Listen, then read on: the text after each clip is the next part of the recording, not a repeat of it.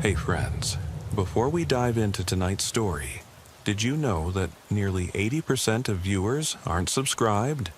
If you're enjoying this content, hit that subscribe button. It really helps keep these long stories coming. Also, for even more police horror stories, check out my new channel. The link's in the description and pinned comment. I'd love it if you stop by and subscribe. I'd love to hear from you.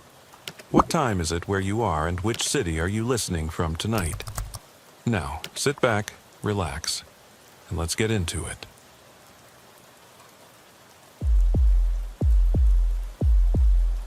I remember the moment the corridor went silent. Every other sound in the old Crestwood station seemed to be swallowed by that hush. It was 2:17 a.m. on a November morning. The kind of night so cold your breath cracks like old paint. I'd been on the job 6 months, fresh from Philadelphia, chasing a quieter life for my wife and daughter. Instead, I found myself alone in that basement hallway, every fluorescent bulb flickering like a dying heartbeat. My name is James Merritt, badge number 4527, and I still hear the lock click behind me. The evidence room door swung shut with a soft thud, leaving me in half light and half shadow. The air smelled of damp cardboard and rust. Old case files stacked in metal shelving that groaned under decades of secrets. I ran a hand over my holster, feeling its cold weight, the familiar curve of the grip grounding me. Dispatch had nothing but static for the last 10 minutes. Backup was 2 counties away, sleeping.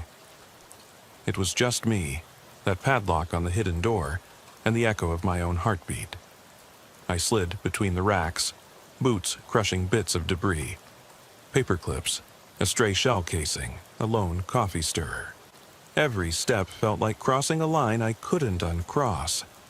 My flashlight beam jittered as I approached the wall where the paint looked newer, too smooth. Behind a row of boxes labeled 2004 Ridge Road Burglaries, I saw it. A seam in the concrete, a metal edge barely visible. I pressed my palm to the cool surface. There was no keypad, no warning sign, just a weathered padlock securing a door painted to vanish. I swallowed, the muscles in my jaw clamping down. Standard procedure: leave it alone, file a report. Human curiosity cut it. I fished the bolt cutter from my jacket, pulled from maintenance months ago under some vague pretext, and rested the jaws on the lock. The snap when the shackle gave way sounded like a gunshot in the silence. I froze, listening for alarms. Nothing. I let the door swing open. Inside was a room no one was supposed to know existed. 7 metal boxes sat on a low table, each labeled with a name: Emily Ray, Marcus Hale, Gina Torres, Daniel Brooks, Alicia Nguyen, Tyler Scott, and Vanessa Clark. 7 names I'd only seen in cold case files and faded photographs. The overhead bulb cast them in harsh relief. I stepped in, heart thundering, and closed the door behind me. The first box creaked as I lifted its lid. A folded photograph, its edges stained brown. I unfolded it with trembling fingers. A teenage girl, laughing, unaware of the stain at the corner of the frame. Beneath it lay a blood-splattered blouse, the fabric stiff. I snapped a photo. My pulse pounded so loud I thought the camera would pick it up. Box 2 held a driver's license warped by moisture, showing Marcus Hale, age 19, height 6 feet 1 inch. Under that, a torn pair of jeans, frayed at the knees, dark stains at the seams. I pressed a gloved finger to the fabric. Sticky. I didn't need to read the journal entries in Box 7 to know what happened. In the corner, a filing cabinet huddled under a curtain of shadow. I yanked open the top drawer. Journals, handwritten in multiple inks, different hands. Interrogation notes disguised as diaries. One entry: subject uncooperative after hour 10. Applied pressure, subject ceased breathing at 10:47 p.m. Documented as accidental. Body disposed. My stomach twisted. I flicked pages. Entries for each name. Detailed methods, names of officers. My own lieutenant's name appeared in scrawl. My breath hitched. I raised the phone, snapped pictures of every page. The final drawer was locked. I didn't bother. I had enough. I heard footsteps above, someone coming. I replaced the padlock, heart so loud I thought it would echo through the walls. Then I climbed the stairs, each step heavier than the last. Back in the squad room, I wiped my hands on my jacket. Lieutenant Holloway looked up, eyes narrowed. "You okay?" he asked. His voice carried the faint scent of bourbon. I nodded. "Just routine," I lied. The lie tasted like ash. That night I couldn't sleep. The motel room felt too bright. I lay beside my wife, stared at the ceiling. My daughter's breathing was soft against the monitor. I pictured those boxes, the stained clothes, the names. I wondered if they'd ever had someone to hold them, to fight for them. I clenched my fists until my nails bit into my palm. By dawn, I'd made the call, not to Holloway, not to Chief, to the Pennsylvania State Police Bureau of Criminal Investigation. I left a message. Officer Merritt, Crestwood, PD. I have proof, hidden evidence room, need immediate meeting. Then I drove back to the station, boots on gravel, radio silent. State troopers arrived before lunch. They slipped microphones into vents, cameras in ceiling tiles. I led them to the basement at 2 a.m., watched through night vision as Holloway and Chief Dalton conferred over empty boxes. Their faces, shock, then fury, played out in green glow. Every word caught, move the files, burn the journals, no loose ends. I stood back, voice in my headset trembling. Copy that, we've got it all. That evening, they arrested them. Holloway's jaw was tight as they snapped cuffs on him. Dalton's face went pale. I felt nothing. Relief was gone. The station emptied. Whispers followed me home. Now I keep the photos locked in a safe. I visit them sometimes, hold the bloody fabric, trace the names. I say them aloud: Emily Ray, Marcus Hale, Gina Torres, Daniel Brooks, Alicia Nguyen, Tyler Scott, Vanessa Clark.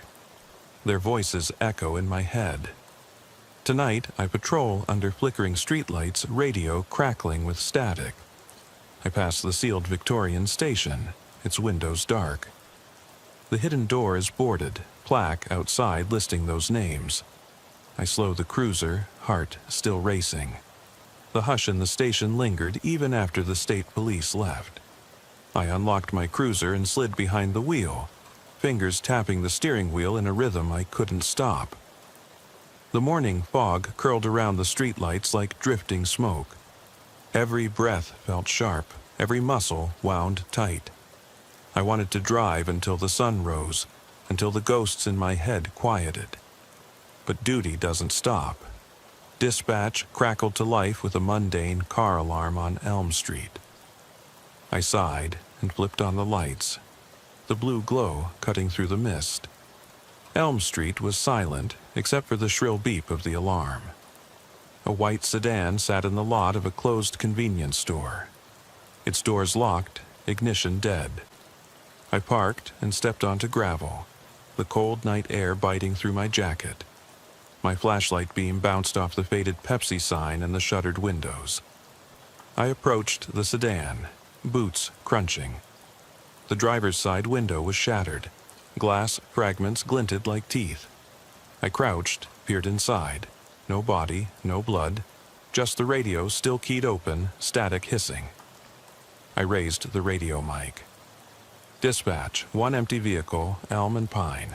Glass everywhere, no driver. My voice sounded hollow. I swept the flashlight across the parking lot. The mist swallowed the beam after 20 feet. I felt the same chill I'd felt in that hidden room basement. Something missing, someone gone. I checked my watch, 3:02 a.m. Then I heard it, gravel shifting behind me. Footsteps, slow and deliberate. My hand dropped to the holster. "Who's there?" The sound stopped. Silence pressed in. I clicked the flashlight off and on. Nothing.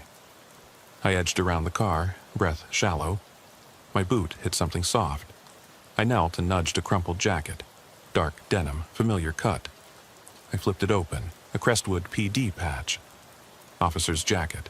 My heart slammed. I recognized the name tag, Ramirez. Sergeant Ramirez had been on leave for months, officially for medical reasons. Unofficially, rumors said he'd snapped under pressure. I radioed dispatch.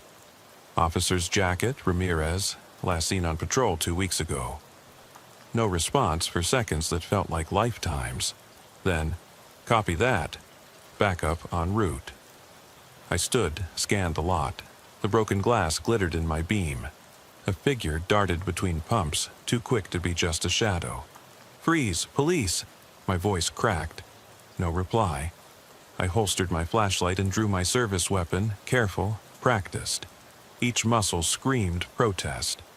I advanced, flashlight in left hand, pistol in right. The mist curled around the gas pumps, around the skeletal metal frames of the awning. I stepped through a puddle. Water sloshed against my boot. At the edge of the light I saw a shape, thin, hunched. I called again. The shape froze, then bolted toward the dark street. I chased, tires skidding on wet asphalt. The cruiser's siren wailed behind me. I flipped on the spotlight, nothing but empty road and yellow lines disappearing into fog. I killed the siren, cut the engine. Silence. My reflection in the windshield looked exhausted. Eyes shadowed, cheeks hollow. I returned to the lot. The sedan's alarm still pulsed. Ramirez's jacket lay where I left it. No other sign. I bagged the jacket as evidence. My hands shook. I thought of my daughter's jacket, tossed on her bedroom chair at home. The softness of it, the scent of lavender. I shoved the denim into an evidence sack. I promised Ramirez I'd find him, even if it killed me. By 4 a.m., I was back on patrol. I drove through Crestwood's quiet residential streets. Ranch houses with curtains drawn, lawns gleaming with dew. Every mailbox looked identical. Every silhouette behind blinds looked suspicious. I passed the closed station, its dark windows reflecting my headlights. The plaque under the boarded-up basement window caught the glow, 7 names etched in brass. Below that, another smaller plate. In memory of Officer Miguel Ramirez, missing November 2nd, 2011. I blinked. Ramirez had vanished 12 days before I found those boxes. He must have discovered it too. Suddenly, the radio crackled. Unit 4527 911 call. Disturbance at Maple Drive. Caller frantic. Says someone's in her house. I cursed under my breath. Maple Drive, suburban cul-de-sac, neat lawns. Kids' bicycles chained to porches. I flipped on lights and siren again, turning onto Maple. The street lamp at the end flickered. I slowed at number 7. A pale blue bungalow. Porch light on, front door ajar. I killed the siren and stepped out. Weapon drawn, flashlight beam sweeping. "Police! Show yourself!" My voice echoed. The door creaked. I entered. The living room was immaculate. Couch pressed against the wall, family photos on the mantel. But glass crunched under my boot, the front window, curtain torn. I swept the beam across the floor, muddy footprints leading down a hallway.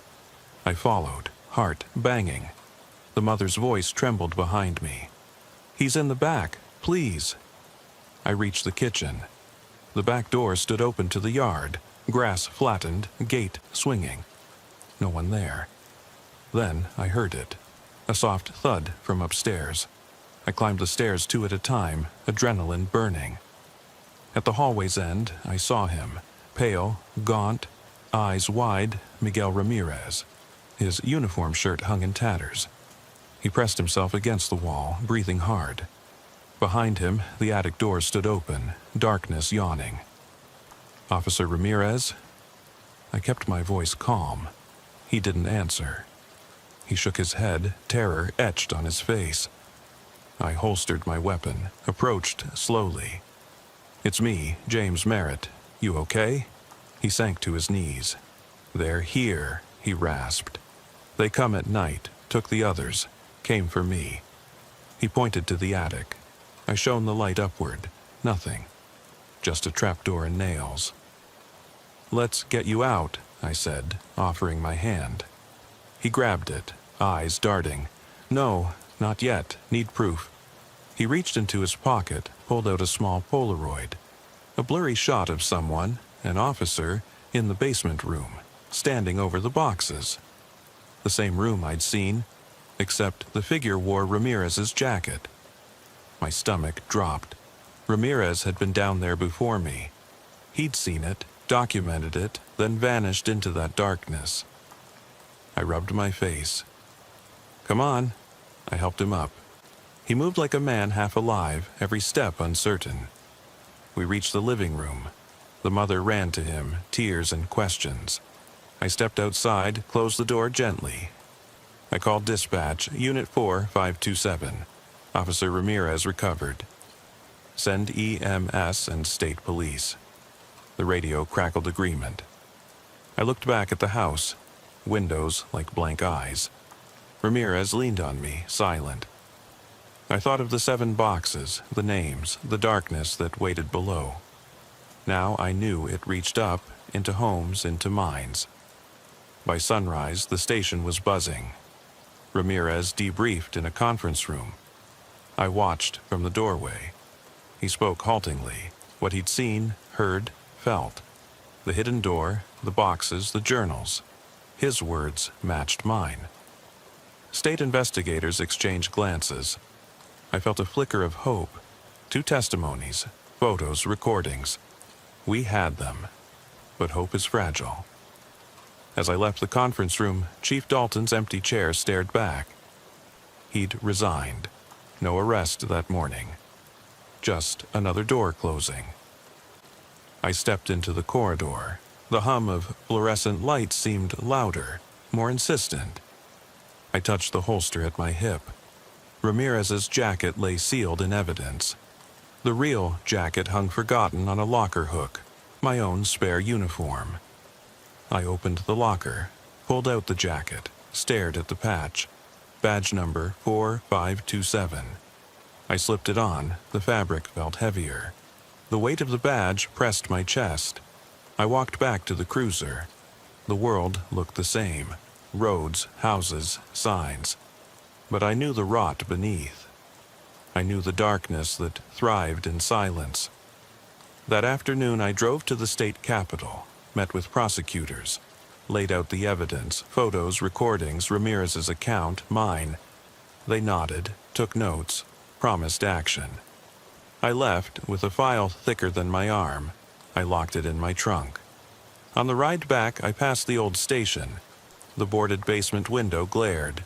I imagined the door behind it, the boxes waiting. I thought of Ramirez, safe for now, but changed forever. I thought of my daughter, sleeping at home, oblivious. I flicked on the siren lights for a moment, blue and red dancing on deserted streets, then turned them off. The cruiser's headlights carved a pale tunnel through the mist as I headed back onto Route 14. The radio crackled with routine. A fender bender near the old mill, a false alarm at the high school gym. My mind wasn't on wrecked bumpers or malfunctioning alarms. It was on Ramirez's eyes, wide, haunted, certain the walls themselves would reach out and drag him back downstairs. I glanced at the evidence bag on the passenger seat. Denim jacket, crumpled Polaroid, the weight of another officer's disappearance. I fingered the edge of the bag, feeling the ridged outline of the photo inside. Proof and promise tangled together. Fog curled through the trees lining the highway. pine needles scattered across the asphalt, cracking under my tires like brittle bones. I thought of the abandoned mine shafts where those 5 bodies turned to dust were found, and the 2 still unaccounted for. The county had sealed those entrances after the state police excavation, a temporary measure against prying eyes. But sealing rusted gates and boarding up doors never buries the memory of what's inside. I turned off onto Cedar Lane, a narrow road where streetlights went dark halfway down the block. A single bulb flickered outside an aging ranch house at number 12. That was my next stop. A routine welfare check on an elderly man who hadn't picked up his morning paper. Paperboy said no lights on. I eased the cruiser into the driveway, gravel spitting behind the wheels. The house looked empty, curtains drawn tight. I killed the engine, stepped out into the hush. My flashlight beam wavered as I approached the front porch. I called out, "Mr. Stanton, it's Officer Merritt. You okay in there?" No answer. The door was unlocked. I nudged it open with my boot. The living room lay in shadow. Faded floral wallpaper, a sagging sofa, a toppled newspaper rack. The morning paper lay scattered, headlines soaked in dew tracked inside. I swept the beam across the floor, muddy footprints leading toward the kitchen. I followed, heart tightening. In the kitchen, the back door stood slightly ajar. Beyond it, the overgrown yard glistened with dew. I stepped outside. The air smelled of damp earth and rot. Footprints continued across the grass toward the tool shed. I clicked on the spotlight, trained it on the shed's weathered door. The padlock was gone. "Mr. Stanton," I called again, voice low. The only reply was the drip of water from the shed's eaves. I edged closer, every instinct on edge. My hand hovered near the holster, fingers twitching. I pressed the door open. Inside, rusted tools hung on pegboard, a workbench cluttered with cans of paint. The beam landed on something that froze me. An outline on the floor where a body had lain, now gone.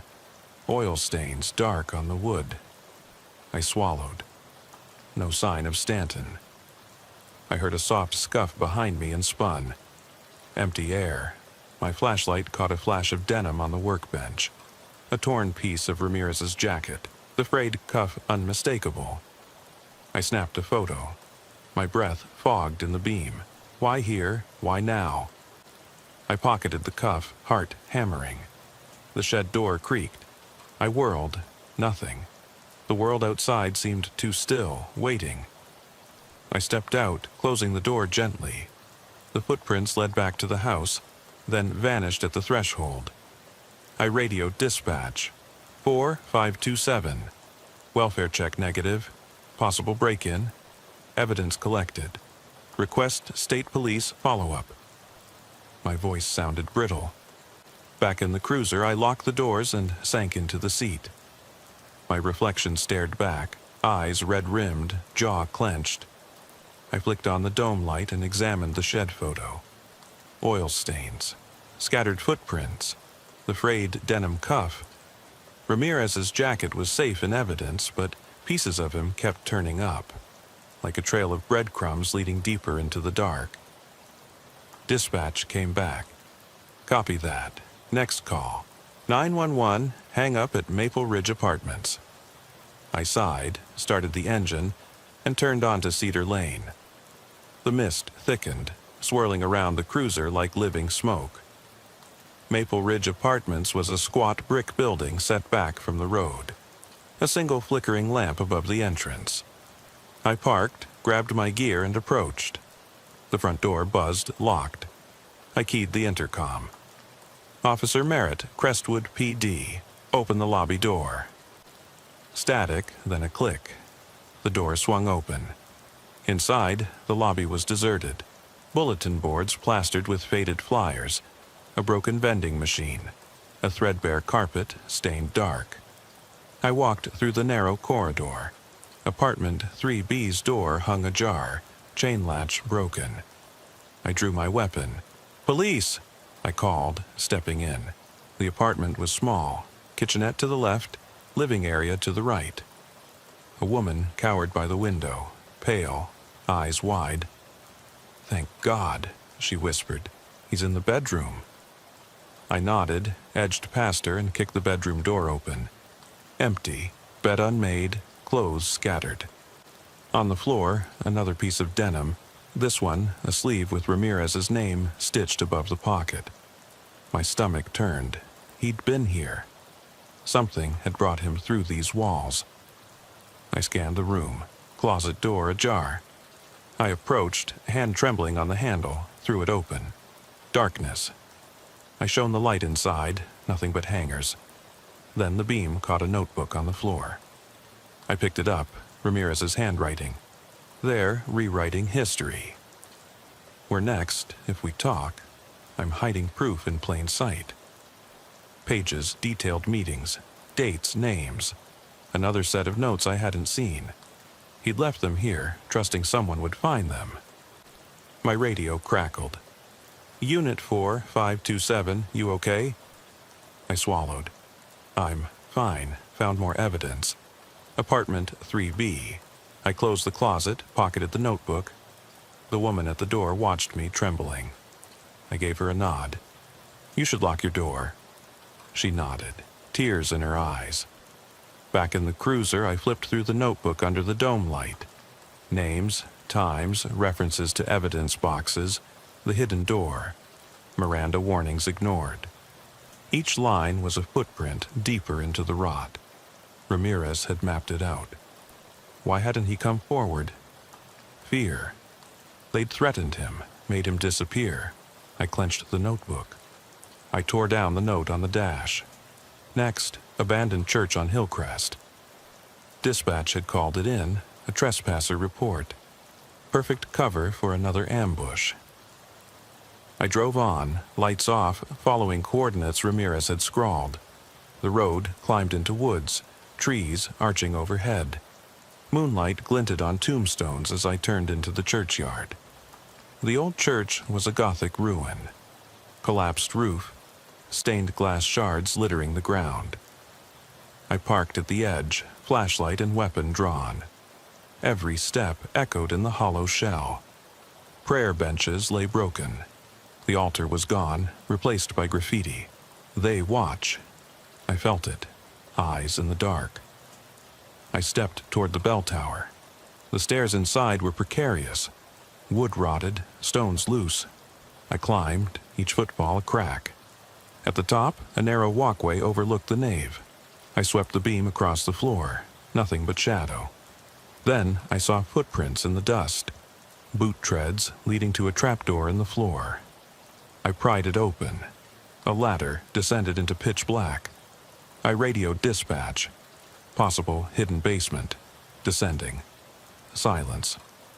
I climbed down, flashlight beam dancing on damp stone walls. The air smelled of mold and something fouler. Iron, blood, decay. At the bottom, a small chamber, concrete shelves, buckets, coils of rope. On a shelf lay another metal box, unlabeled. I hesitated, then lifted the lid. Inside, a collection of Polaroids, grayscale images of that evidence room, boxes, journals, and Ramirez, hands shaking, photo snapped as he examined the contents. Someone had been documenting the documenter. I snapped photos, heart pounding. A sound above, a footstep on wood. Someone was on the ladder.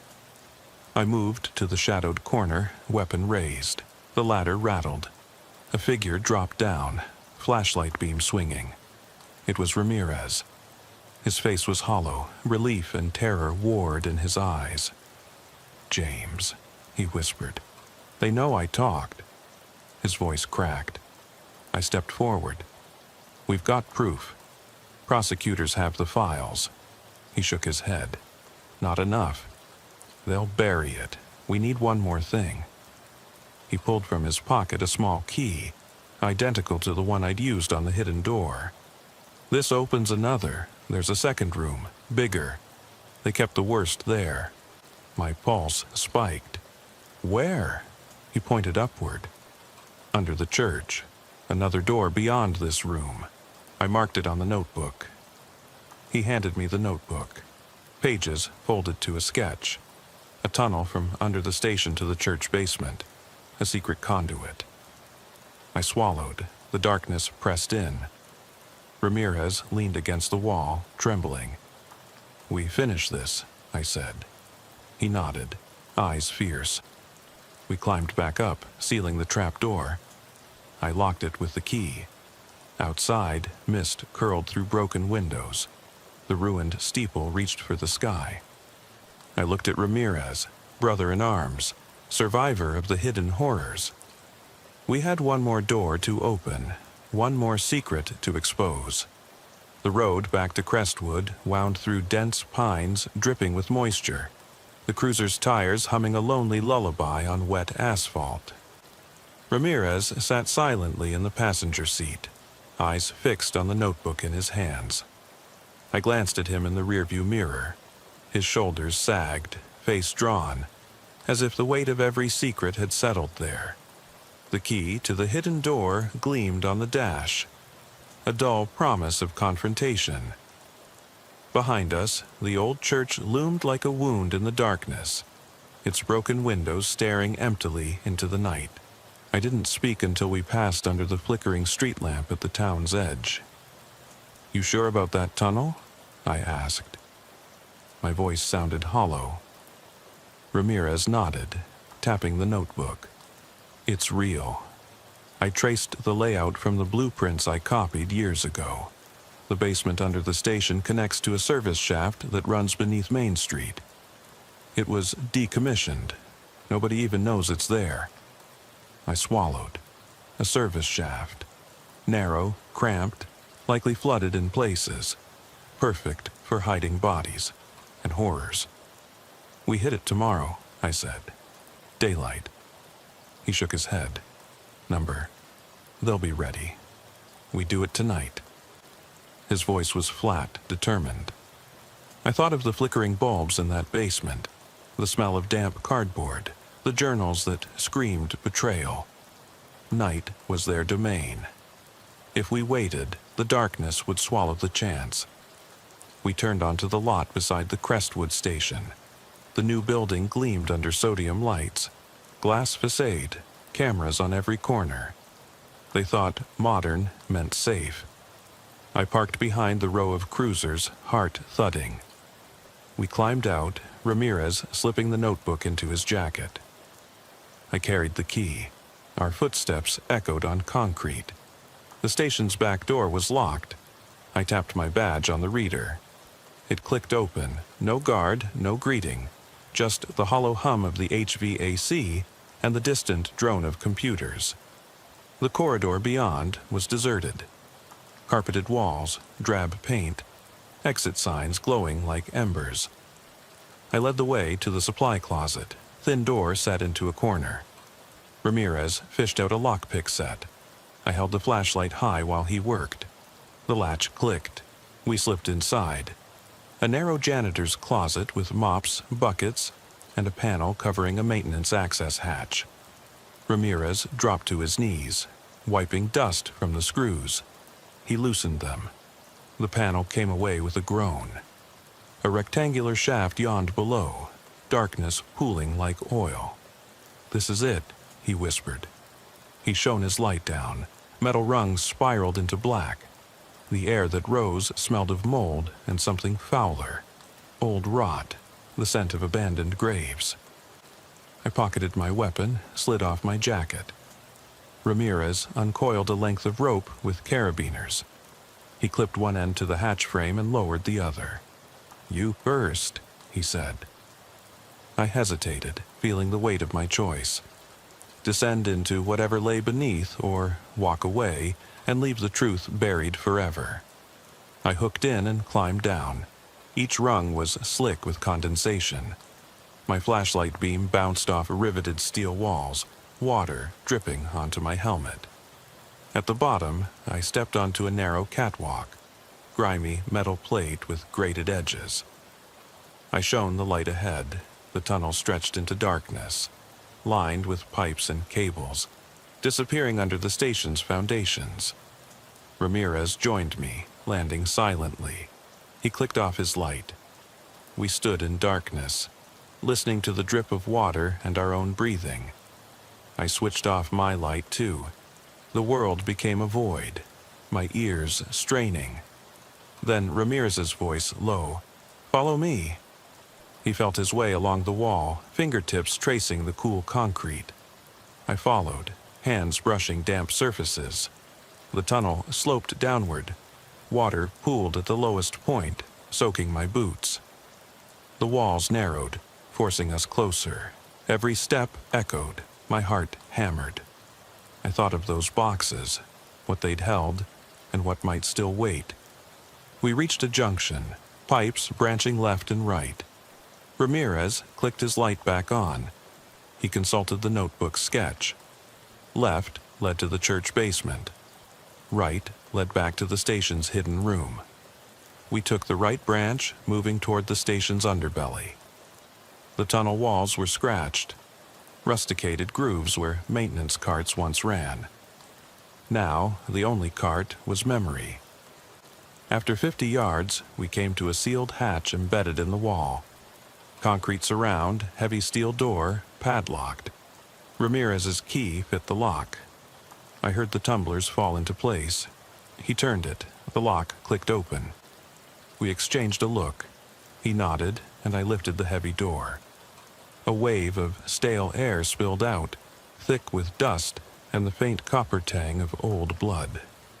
We stepped through into a low-ceilinged chamber, the underside of the hidden evidence room.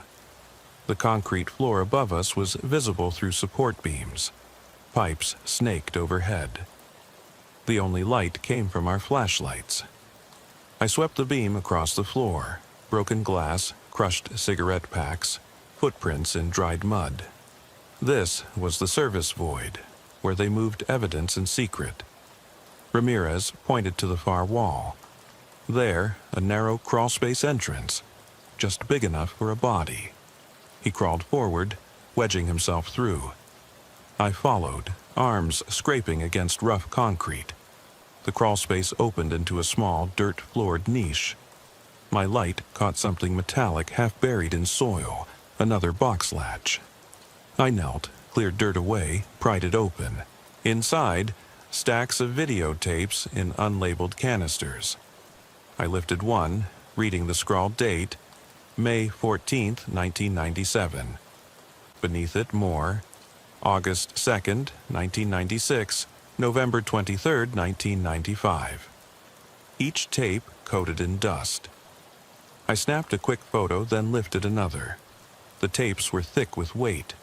Ramirez's voice crackled. They recorded everything. I unspooled one tape and found a small portable player in my pack. I plugged it in. The screen flickered. Grainy black and white footage of the evidence room. Officers moving boxes, laughing. Then the camera panned to a struggling young woman, Emily Ray, bound, terrified. The officer's face was shadowed. He raised a flashlight. Her scream echoed in the cramped room. I shut it off. My hands shook. Ramirez placed a steadying hand on my shoulder. "Gather them all," he said. "Photos and tapes." I stuffed as many as I could into my pack. We left the rest for state police to recover. I closed the crawlspace hatch. Ramirez locked it behind me. We climbed back through the tunnel, hearts pounding. Back in the station closet, I replaced the panel. Ramirez resecured the screws. We stepped into the hallway as though emerging from a dream. The carpet and drab paint looked unchanged, indifferent. I tapped my badge on the door reader to exit. The night shift clerk glanced at us, bleary-eyed. "Everything okay?" he asked. I nodded. "Routine check." Outside, the mist had thickened into a light rain. We climbed into the cruiser. I started the engine. Dispatch crackled. "Unit 4527, any status?" I spoke into the mic. "Evidence secured." State police notified, heading back to headquarters. Ramirez exhaled, staring at the city lights shimmering through the rain. "It's done," he said softly. I nodded. "We'll make sure it sees daylight." As we drove away, I thought of the 7 names on that plaque, of Ramirez's missing days, of the darkness we'd navigated. The tapes, the journals, the photographs, they would expose the rot once and for all. But I also knew that darkness didn't vanish with evidence. It lingered in the minds of those who survived, in quiet corridors, in the hush before dawn. And we were its witnesses. Tonight, we took the final step. But the road ahead, the trials, the reckonings, would be long. The mist closed behind us as the station receded into memory. My hand drifted to the pack on the seat, heavy with proof. I didn't feel relief. I felt the weight of promise, to those 7 souls, to Ramirez, to myself. The cruiser's engine idled as we sat beneath the drumming rain, the evidence packed between us like a shared secret. Officer Ramirez wiped his face with the back of his hand, smearing dirt and sweat into dark streaks. His eyes, once bright with defiance, now looked hollow, haunted by what he'd seen, what we'd uncovered. I watched the rhythm of his breathing, steady but strained, and I knew the next steps would test every ounce of resolve we had left. "Listen," I said, voice low over the rain. "We can't go back to the station, not yet." Ramirez nodded, folding the notebook and tucking it into his jacket. "They'll try to intercept us, leak a story, discredit everything." He glanced at the pack. "These tapes, if they get lost—" "They won't," I replied. "We'll take them straight to the state lab, secured chain of custody. No one in Crestwood touches them." I killed the engine and stepped out into the downpour. Rain soaked through my coat in seconds. Droplets traced cold paths down my neck. I popped the trunk and grabbed the evidence bag. Ramirez joined me, and together we moved through the curtain of rain toward the county courthouse annex, its neon sign flickering, open 24 hours. Inside, the lobby was nearly deserted, marble floors gleaming under fluorescent lights, a lone security guard at the desk. I flashed my badge and the evidence bag. "Internal Affairs escort," I lied. The guard eyed the bag, then nodded at the elevator. We stepped inside. The doors closed with a soft whoosh. Ramirez's reflection in the mirrored walls looked smaller, diminished. I pressed the button for the forensic lab on the 2nd floor. The lab corridor was a shrine to sterility. White tiles, glass partitions, scientists in scrubs peering at monitors. We approached a technician, Dr. Simmons, someone I'd vetted through BCI contacts. She recognized Ramirez's jacket in the bag. Her eyes widened, but she said nothing as she led us into the secure vault room. Inside, rows of sealed lockers waited, each marked with case numbers. I handed her the bag. "Priority, Crestwood hidden evidence. Tapes, journals, photographs, chain of custody starts now." She signed forms, scanned barcodes, and locked the locker. Ramirez exhaled, shoulders sagging. "They're safe," I said. "No one can touch them." He nodded, eyes glistening. "For them," he whispered. I placed a hand on his shoulder. "For them." We left the lab under a gray sky turning toward dawn. The storm had passed, leaving slick streets and a pale promise of morning. Ramirez lit a cigarette. I watched the ember glow in the dim light. "What now?" he asked. I considered.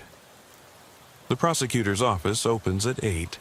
We had a narrow window to file affidavits, submit evidence, and force action before Crestwood's allies mobilized. We get to those offices," I said, "now." At the prosecutor's office, the receptionist frowned at our wet coats but let us through when I showed my badge and court order. We waited in a bland antechamber until an assistant prosecutor, Kelly Monroe, emerged. Her expression was polite skepticism. "Officers, you have 20 minutes, she said. We followed her into a conference room. I laid out the photos, the notebook, and transferred the digital files from my phone. Ramirez sat beside me, silent sentinel. Monroe flipped through pages, eyes darkening. "This is extraordinary." She clicked through video stills. Emily Ray's terrified face, the blood-spattered blouse, the interrogation transcripts. If authenticated, this implicates at least a dozen officers in kidnapping and homicide, plus obstruction of justice for 2 decades. She looked at Ramirez. "You witnessed this?" He nodded once, jaw tight. "I have more notes," he said, producing the notebook. Locations, dates, names, proof they tried to erase. Monroe closed the notebook carefully. "I'll convene a special grand jury.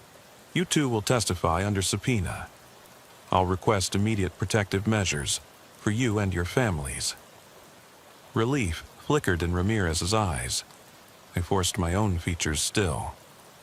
"We need security," I said. "They'll come after us." Monroe nodded. "Consider it arranged." She stood.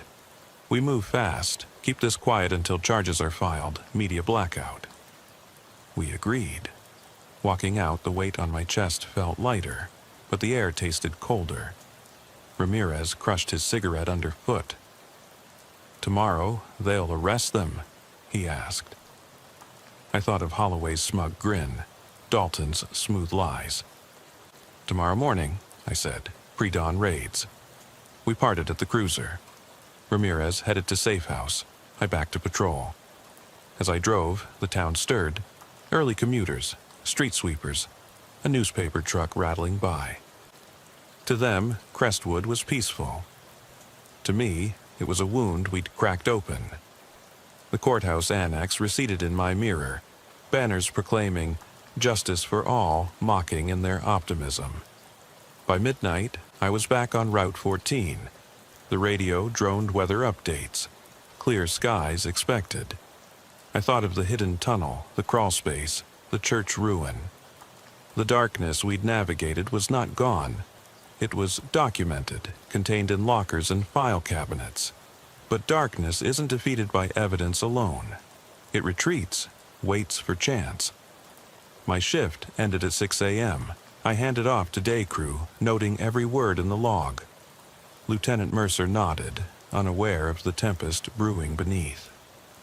I stepped outside into pale sunrise, cranes on new developments, joggers on sidewalks, life resuming. I closed my eyes, felt the chill, and whispered the names. Emily Ray, Marcus Hale, Gina Torres, Daniel Brooks, Alicia Nguyen, Tyler Scott, Vanessa Clark, Miguel Ramirez. Their voices were gone, but their echoes remained. I walked to my cruiser, tapped the roof. Badge 4527 signing off. I drove away, knowing this case would define the rest of my life. The station's modern lights faded behind me. Ahead lay trials, testimonies, reckonings, and beyond that, a fragile hope that truth could matter. But in the quiet under the hood of dawn, I understood. Some nights never end. They simply give way to other nights, other calls, other hidden doors waiting to be opened. And I would be there, listening, searching, bearing witness, because someone has to. Rain had turned the streets into ribbons of silver as I drove away from the courthouse annex, the first pale light of dawn creeping into the eastern sky. My uniform was still damp from last night's storm, and every fiber felt heavy with sweat and lingering adrenaline. I passed under the sign marking Crestwood's town limits, the letters half lit by a broken street lamp. And for a moment I wondered if anyone crossing that line could ever know the darkness we'd pried open. The cruiser's engine thrummed beneath me, a steady pulse against the loss of silence.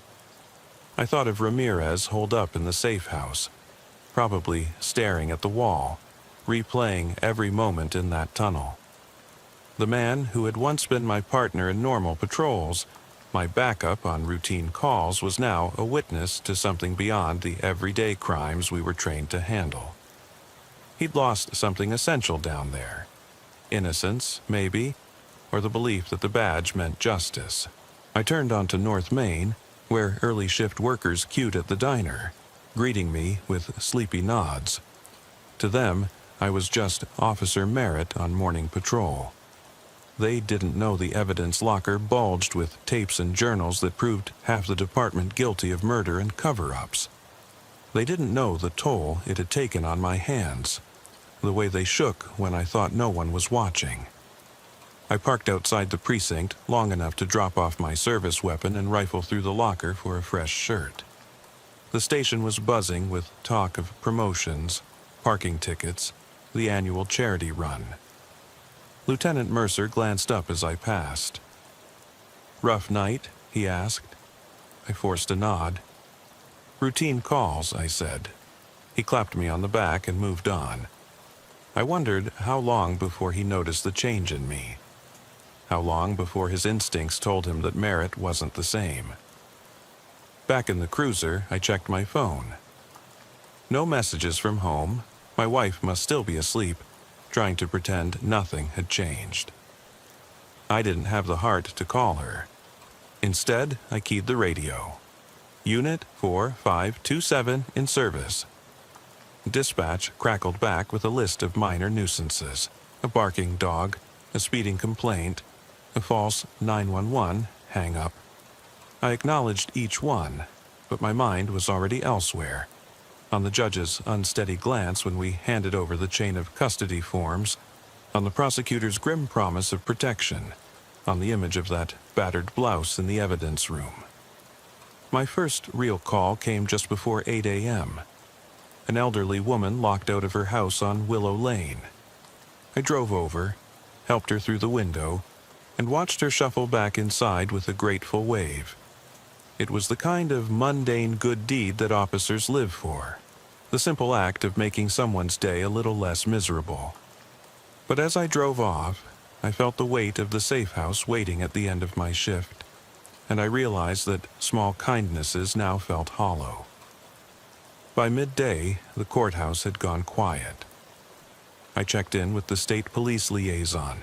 The tapes and journals were already being cataloged, the grand jury scheduled. That was progress, but it came at a cost. I felt the first prickles of fear when I heard that Holloway's defense team had filed a motion to discredit Ramirez's testimony, claiming coercion and mental instability. They'd paint him as a broken man. Easy to do when no one saw the real him in that tunnel, only the shell he became. I grabbed a late lunch at a gas station cafe, the neon sign buzzing overhead. The waitress gave me a free refill, smiling as if I were any other customer. I sipped lukewarm coffee, staring at the reflection in the window. My reflection looked tired, haunted. I shivered, realizing the cafe's fluorescent lights reminded me too much of that basement. I left a tip, tossed the cup, and walked back out into the sun, squinting against the glare. The afternoon brought a different kind of call, a disturbance at the Crestwood Mall. Security reported an agitated man refusing to leave a closed store. I arrived to find a teenager pacing in the food court, screaming into his phone about cops and corruption. I approached carefully, badge visible. "Son, let's talk." He spun toward me, eyes wild. "You don't understand. They're hiding bodies under your station. They framed my sister. She disappeared." My heart hammered. I recognized the fear in his voice, the same fear Ramirez had after the tunnel. I crouched to his level. "Hey, I'm James Merritt, Crestwood PD. Tell me what you know." He hesitated, tears welling. I heard recordings, a voice that wasn't on the radio. They buried her in the old mine. He pointed east. "Proof's real. You have to listen." I glanced at the security guard who gave a subtle nod. "Let me handle it." I put a hand on the teen's shoulder. "Show me," I said. He led me to his car, rummaged in the glove box, produced a crumpled cassette tape and a small handheld recorder. He pressed play. the distorted voice of a young woman, crying, calling for help. Then a clang, a shout, a scream cut short. The teen's hands shook as he held the device. I silenced the tape and pocketed the recorder. "Thank you," I said, voice gentle. "I'll take it from here." He looked at me, hope and terror warring in his eyes. I gave him my word. "I'll make sure this gets to the right people." He nodded and walked away, leaving me standing under flickering mall lights with another piece of evidence I hadn't expected. The day was bleeding into evening by the time I returned to the station to file the new recorder. Lieutenant Mercer raised an eyebrow. "Another tape, Merritt?" I shrugged. "Just civilian evidence. Logging it now." He leaned back. "You sure you're up for this? You look like hell." I forced a laugh. "Just the flu," I said. He frowned but didn't press. I finished the report and left without waiting for shift change. Outside, the sky was bruised purple. I climbed into the cruiser, radio silent.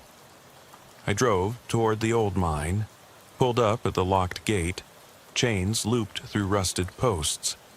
I cut the lock with bolt cutters from the trunk. The teen's tape was in my jacket pocket, alongside the key to the basement, the Polaroids, the notebook. My pockets bulged with proofs of corruption, murder, cover-up. I slipped through the gate, heart pounding, and walked along the path to the mine entrance. The forest was quiet, too quiet, pine branches dripping dew, leaves undisturbed. My flashlight beam caught the steel door of the shaft, padlocked and tagged by the state police. I crouched, clipped the tag in the lock. A snap, a sigh of metal. I pulled the door open, the stale air washing over me. Rot, mold, the ghosts of those remains long gone. The shaft descended into black. I flicked on my light and climbed down the ladder. The walls were slick. The wood groaned. At the bottom, the tunnel stretched, heading toward the spots marked in the journals. Gravel underfoot. I thought of Emily's blouse, of Marcus's jeans, of every piece of cloth stiff with blood. I thought of the families waiting for closure. I thought of Ramirez, and the look on his face when he realized the church basement wasn't the only secret. My radio crackled. "Unit 4527. Status?" It was dispatch, but I didn't answer. I clicked the radio off. No interruptions. No risk of betrayal. I moved forward, beam cutting through dust motes. I came to the spot where the journal said they'd disposed of the third victim. The ground was disturbed. Loose earth, as if something had shifted recently. I knelt, brushed dirt aside. A fragment of bone? I flicked more away. Nothing. They must have cleared it. But the echo remained in the disturbed earth. I pressed my palm to the wall. Cold concrete, carved by water over years. I thought of the station basement above, the hidden room, the corruption that thrived out of sight. I whispered, "I'm coming for you." Suddenly, my radio sparked to life on its own. "Merritt, get out of there." The voice was muffled, urgent. I grabbed the mic. "Who?" The line went dead. My heart lurched. Someone knew I was here. Someone was watching. I stuffed the radio in my pocket and turned back toward the ladder, but the tunnel behind me was no longer empty. A silhouette stood at the edge of my light, tall, motionless. My heart slammed. "Who's there?" No answer. The figure didn't move. I raised my flashlight, beam trembling. The shape dissolved into the darkness. I swallowed, adrenaline spiking. I climbed the ladder 2 rungs at a time, boots slipping on damp wood. At the top, I forced the door closed, padlocked it, and re-tagged it with state evidence tape, knowing whoever came next would break it again. Back in the cruiser, I sat panting, hands white on the wheel. The tape recorder and all its proof lay heavy in my coat. I turned the engine over. The dash lights blinked. The radio crackled. Unit 4527, are you there? I clicked the mic. I'm fine, investigating another lead. I drove away, eyes scanning every shadow. I didn't go home. Instead, I parked outside the safe house where Ramirez waited. I killed the engine and stepped into the rain-soaked night. The house lights were off. I knocked once. The door opened a crack. Ramirez's face appeared, hollow and exhausted. He stepped aside. I handed him the tape recorder. New evidence. He took it, voice barely a whisper. They know. I nodded. I saw someone in the tunnel. They're closing in. He swallowed. What do we do? I thought of the grand jury, the prosecutor, the protective detail promised. We disappear for a while. Let them think the trail's cold. He shook his head. We can't stop now. I looked at him, my partner, the man who brought the darkness into the light. We finish this, I said, but we do it smart. He nodded, determination flickering in his eyes again. We would vanish into safe rooms, feed leaks to the press, force action. We would provoke arrests so public there was no turning back. As we slipped inside, the rain washed the streets clean. The mist curled under street lamps like a living thing. I paused at the door, listening to the night. Somewhere in the darkness, secrets waited, lurking behind boarded windows, beneath the city streets, inside the hearts of those who believed loyalty trumped justice. I parked the cruiser 2 blocks from the safe house and killed the engine. The dashboard clock read 2:43 a.m. My spine ached from the crawl through the tunnel. Every bone felt bruised. Ramirez waited inside, leaning against the door frame, eyes red but alert. He held the tape recorder like a lifeline. Between us lay the notebook, the Polaroids, the patient weight of proof. Someone followed me, I said quietly as I stepped onto the porch. Rain-slick wood creaked beneath my boots. Ramirez's jaw clenched. He nodded toward the side window. I saw headlights across the street, engine off, just watching. We slipped inside without a word. The safe house was a rented cottage on the edge of town, anonymous among identical bungalows. Inside, the living room light cast harsh shadows on peeling wallpaper. Ramirez set the recorder and notebook on the coffee table. I locked the door, double-checked the deadbolt, then leaned against it, breathing hard. Listen, I said. I hit play on the recorder. The teen's tape crackled. The woman's voice, frantic. The clang of metal, her scream. Then a man's voice. Quiet or you're next. The tape cut. Ramirez swallowed. That's Stephanie Turner, disappeared last spring. No one believed her cousin's story. I felt bile rise. Another victim, another family robbed of answers. We need to get this to Monroe now, I said. She needed to present this to the grand jury before Holloway's team shredded Ramirez's credibility. Ramirez shook his head. We can't risk moving during daylight. They'll tail us.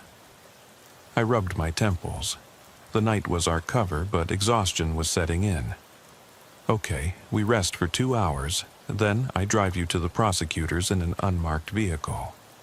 Ramirez nodded. We settled into chairs. No comfort, only gravity pulling us down. I watched him trace lines in the notebook. Every few minutes he'd glance at the window ready to move. I checked my phone.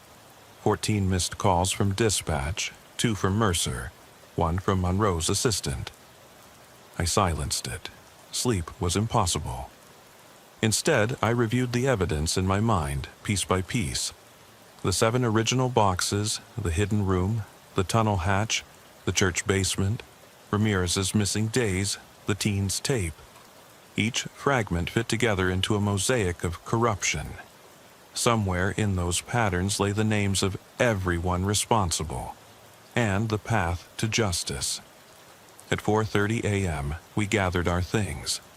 The recorder, the notebook, a small duffel with additional tapes and photos. Ramirez unhooked the cable lock on the front door. Outside, the street was empty, mist curling in the glow of a lone street lamp. I led the way to a nondescript van parked half a block away. No markings, tinted windows. I'd borrowed it from an impound lot under state police authorization. We slid inside. I started the engine. The van shuddered to life. Ramirez closed the door and locked it. We drove in silence toward the courthouse annex. The sky, pale purple, shifting toward dawn. We passed shuttered storefronts, industrial warehouses, the boarded-up station. Every familiar landmark now felt hostile, watched. At the annex, I circled the block twice before pulling into a subterranean garage entrance. The security guard nodded as I flashed the state police authorization. We parked in the inner bay. I led Ramirez up the service stairs, back entrance to the forensic wing. No cameras, no reception desk. A single keypad guard let us through. In the lab, Dr. Simmons met us, eyes wide behind goggles. She escorted us to the secure vault. I signed the transfer log, tapes, notebook, recorder, all sealed. She scanned each item. We'll duplicate everything. Originals go in cold storage.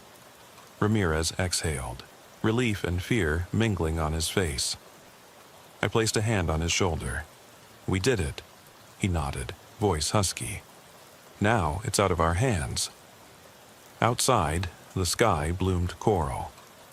I drove Ramirez to a safe location, an out-of-state relative's home, arranged by Monroe's office. He slipped inside without looking back. I watched until the door closed, then turned away. My phone buzzed, Monroe's assistant. "Prosecutor will call you in 1 hour. Good work," I replied, standing by. I spent the next hour parked by the river, engine off, watching the sunrise. The water was steel gray, cold. Branches scraped in the breeze. I thought of those 7 victims, of Ramirez's terror, of the families waiting. I whispered their names into the wind. At 7:30 a.m., I returned to the annex for my meeting with Monroe. In her office, she looked exhausted but determined. "The evidence is airtight," she said. "Grand jury impaneled this morning. Subpoenas go out tomorrow. We move on, Holloway, Dalton, and anyone tied to this." She slid a folder across the desk. "Indictments drafted. My name and Ramirez's on witness lists." I nodded, throat tight. "Thank you." She stood, offering a firm handshake. "You saved lives, we'll protect you." I managed a weary smile. I left the annex into full daylight. Reporters were gathering outside, cameras aimed at the courthouse steps. Monroe's office had leaked the impending indictment, enough to satisfy public demand. I melted into the crowd, unremarked, until I reached my cruiser. Back on patrol, the town looked ordinary. Joggers, dog walkers, morning traffic. But I saw the fractures beneath, the boarded windows, the locked hatches, the secrets in the earth. I drove to the edge of town, to the overlook above the abandoned mine shafts. The gates were sealed, but I climbed the fence, sat on the guardrail, and stared into the dark pit. Wind stirred the grass. I pictured the recovered remains, the hidden boxes, the crawl space beneath the church. The darkness had been exposed, its architects unmasked. But darkness doesn't die. It seeps into hearts, into institutions. It waits for complacency. I pulled out my phone and typed a message to Monroe. "Any movement on protective detail?" "Sent. No response yet." I pocketed the phone. I rose, dusted off my pants, and climbed down. The guardrail rattled. I stood at the edge, looking into the black mouth of the mine. The wind sighed through the trees. I thought of Ramirez, safe for now, and the families who might finally find peace. Behind me, the town stirred awake. I turned and walked back to my cruiser. Badge 4527 glinted on the dash. I tapped it. "Merritt," I said softly. "Time to go home." The mist clung to my uniform as I stepped from the cruiser onto the cracked asphalt of the old mine entrance. Dawn's gray light was seeping into the eastern sky, but it did nothing to brighten that yawning shaft. The padlock I'd snapped off yesterday lay cold in my palm, a reminder that locks don't keep secrets, only delay them. I slid the heavy door open and ducked inside, the beam of my flashlight slicing through damp air. Gravel crunched underfoot. Every breath tasted of iron and rot. My radio, tucked into my jacket, crackled once with static, then died. Good. No interruptions. No risk of someone ordering me out. I was alone, deep beneath the town that still slept, unaware of what I carried in my pack, the battered Polaroids, the spiral notebook of confessions, the teen's recorder, and half a dozen tapes stamped with dates from the 1990s. All proof that the department sworn to protect had become an executioner's guild. I climbed down the ladder into the tunnel, each rung slick with condensation. At the bottom, the narrow corridor stretched away, lined with corroded pipes and broken wiring. I moved slowly, methodically, following the map scrawled in Ramirez's notebook. The tunnel sloped gently downward, then rose in a slight incline, exactly where the sketch said the secret conduit branched toward the station's hidden evidence vault. My boots splashed through a shallow puddle. The beam caught shapes in the darkness. Discarded cigarette butts, a stray shoe sole, scuff marks from boots, evidence of other late-night visitors. My pulse hammered. Someone else had been here since Ramirez and I closed the hatch. Someone curious, or someone checking the locks. I paused at a T-junction. To the left, the way back to the church basement. To the right, the path under the station. I turned right, heart in my throat. Each step echoed. The air grew colder. My breath formed small clouds. I thought of Emily Ray's laughter frozen in a photograph, of Marcus Hale's torn jeans, of the slick bloodstains pressed into fabric.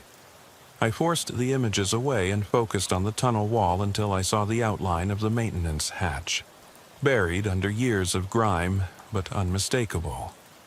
I knelt, tracing the rectangular edges with my fingertips. Ramirez's key fit perfectly.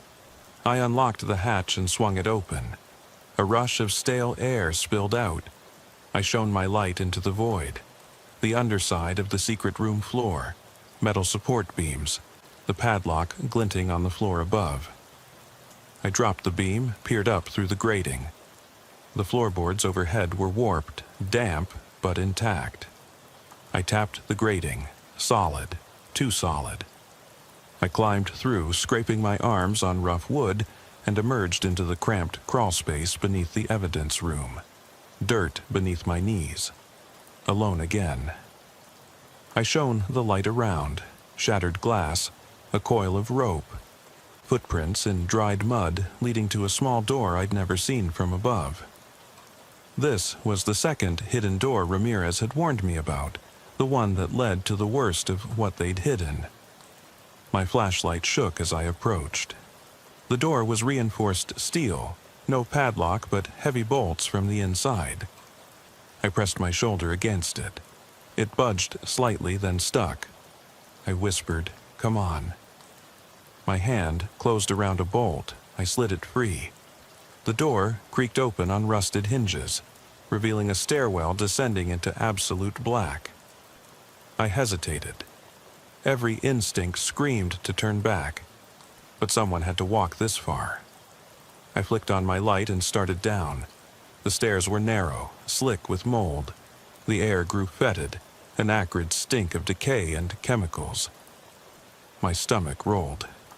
I swallowed hard, forcing myself onward. At the bottom, I stepped into a chamber so still it seemed to hold its breath. My flashlight beam played across concrete walls streaked with damp and age. In the center sat a long metal table, rusted clamps bolted into its surface. Around it, glass cases lay shattered, their contents gone. The floor was stained dark, the color of old blood. I swallowed, vision swimming. Then I saw them. Rows of empty shelving units, each labeled with names: Emily Ray, Gina Torres, Tyler Scott. And beneath each label, nothing but dust. The boxes I'd seen above had been stripped clean. Someone had taken everything valuable: the clothes, the Polaroids, the journals. All that remained were the labels and the stains on the floor. I stepped forward, boots echoing. I ran a hand along a label plate.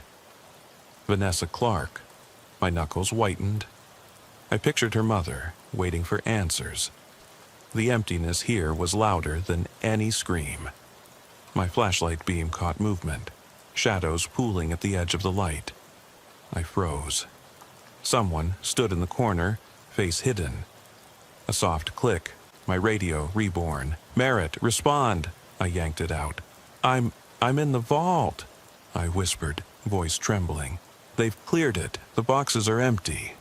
The voice on the other end stuttered, "Get out, back to surface, now!" The stranger stepped into the beam. Lieutenant Mark Holloway's face, older, harder, eyes cold.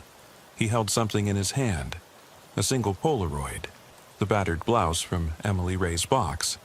He studied it, then looked at me. "You shouldn't have come back," he said softly. My hand went to my holster. "It's over," I said, voice louder than I felt. "State police have the tapes, the grand jury."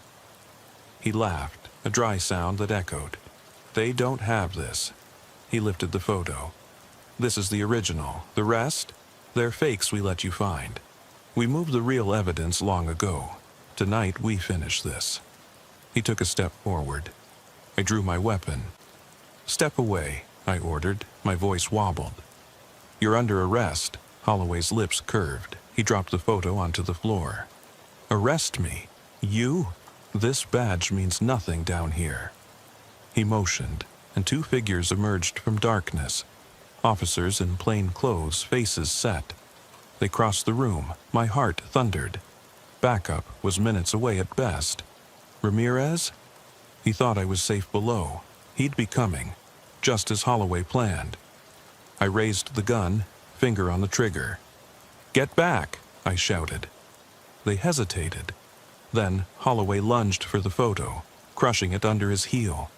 The image curled, edges blackening. He kicked it toward me. "Look at it," he hissed. "This world you protect, it's ours. You found corridors and doors, but we control the locks above." My radio crackled. "Unit 4527, emergency?" "Report." Holloway smirked. "They can't hear you." The other officers advanced.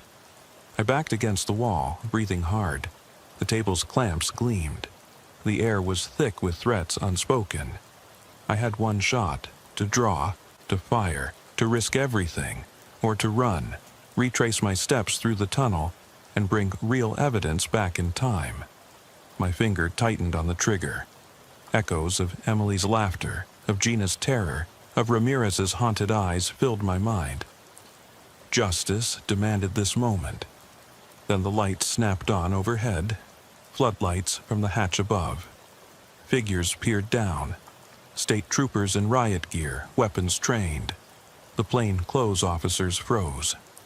A voice boomed through speakers. "State police, drop your weapons!" Holloway snarled, stepping back. I stood, panting, gun raised. The troopers spilled into the room, securing Holloway and his men in cuffs. Above me, the hatch clanged shut. I lowered my weapon, legs trembling. One trooper handed me a flashlight. I shone it on the ruined shelving. "We got it," I whispered. "All of it."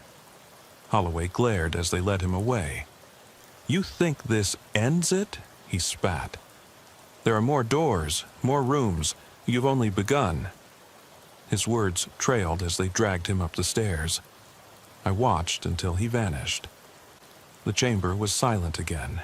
Empty shelves, dark stains, The weight of truth laid bare. I knelt, gathering the crushed Polaroid fragments. I pocketed them.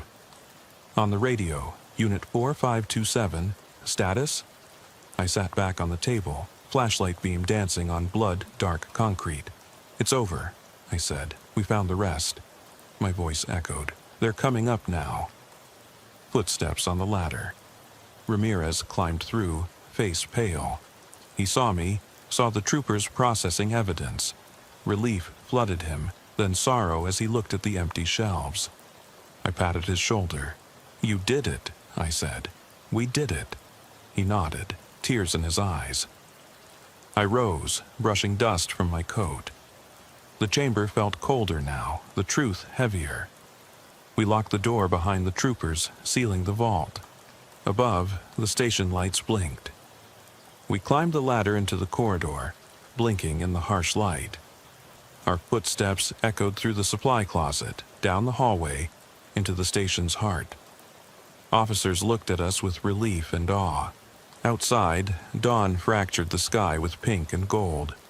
We stepped into fresh air, escorted by state police. Reporters shouted questions. I swallowed. Ramirez stayed close, his hand on my back.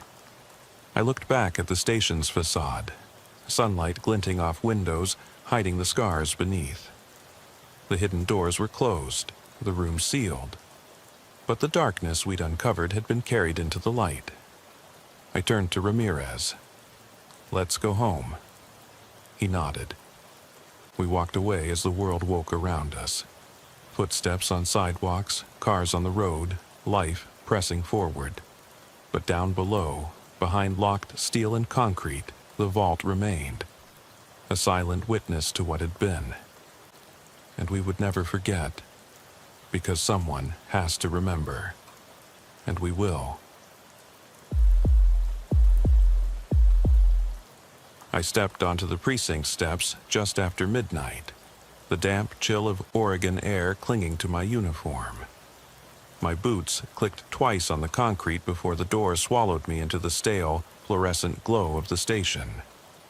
The corridors were empty, save for the hum of aging ventilation and the distant click of a camera shutter from the basement darkroom. That's where they'd installed Elliot Marsh, a forensic photographer who insisted on shooting film in the digital age. I'd heard whispers about him, how his photos revealed things no one else could see. I figured it was just another eccentric cop story. I didn't know then how badly I'd regret walking past that darkroom door. I was on patrol backup for homicide that night, called in for a double homicide outside an all-night convenience store off Interstate 5. The dispatcher crackled in with nothing but static and a terse location. I idled under a sputtering streetlight while uniformed officers trailed yellow tape around two bodies slumped against the cold concrete. The store's neon sign flickered open in mocking flashes, though the windows were dark and shuttered. I shivered, thumbed my radio, and moved in. Gravel crunched under my boots as I approached the first victim, a man in his late 20s, eyes frozen open in shock. The second victim lay closer to the shutter, a woman clutching her purse like a lifeline.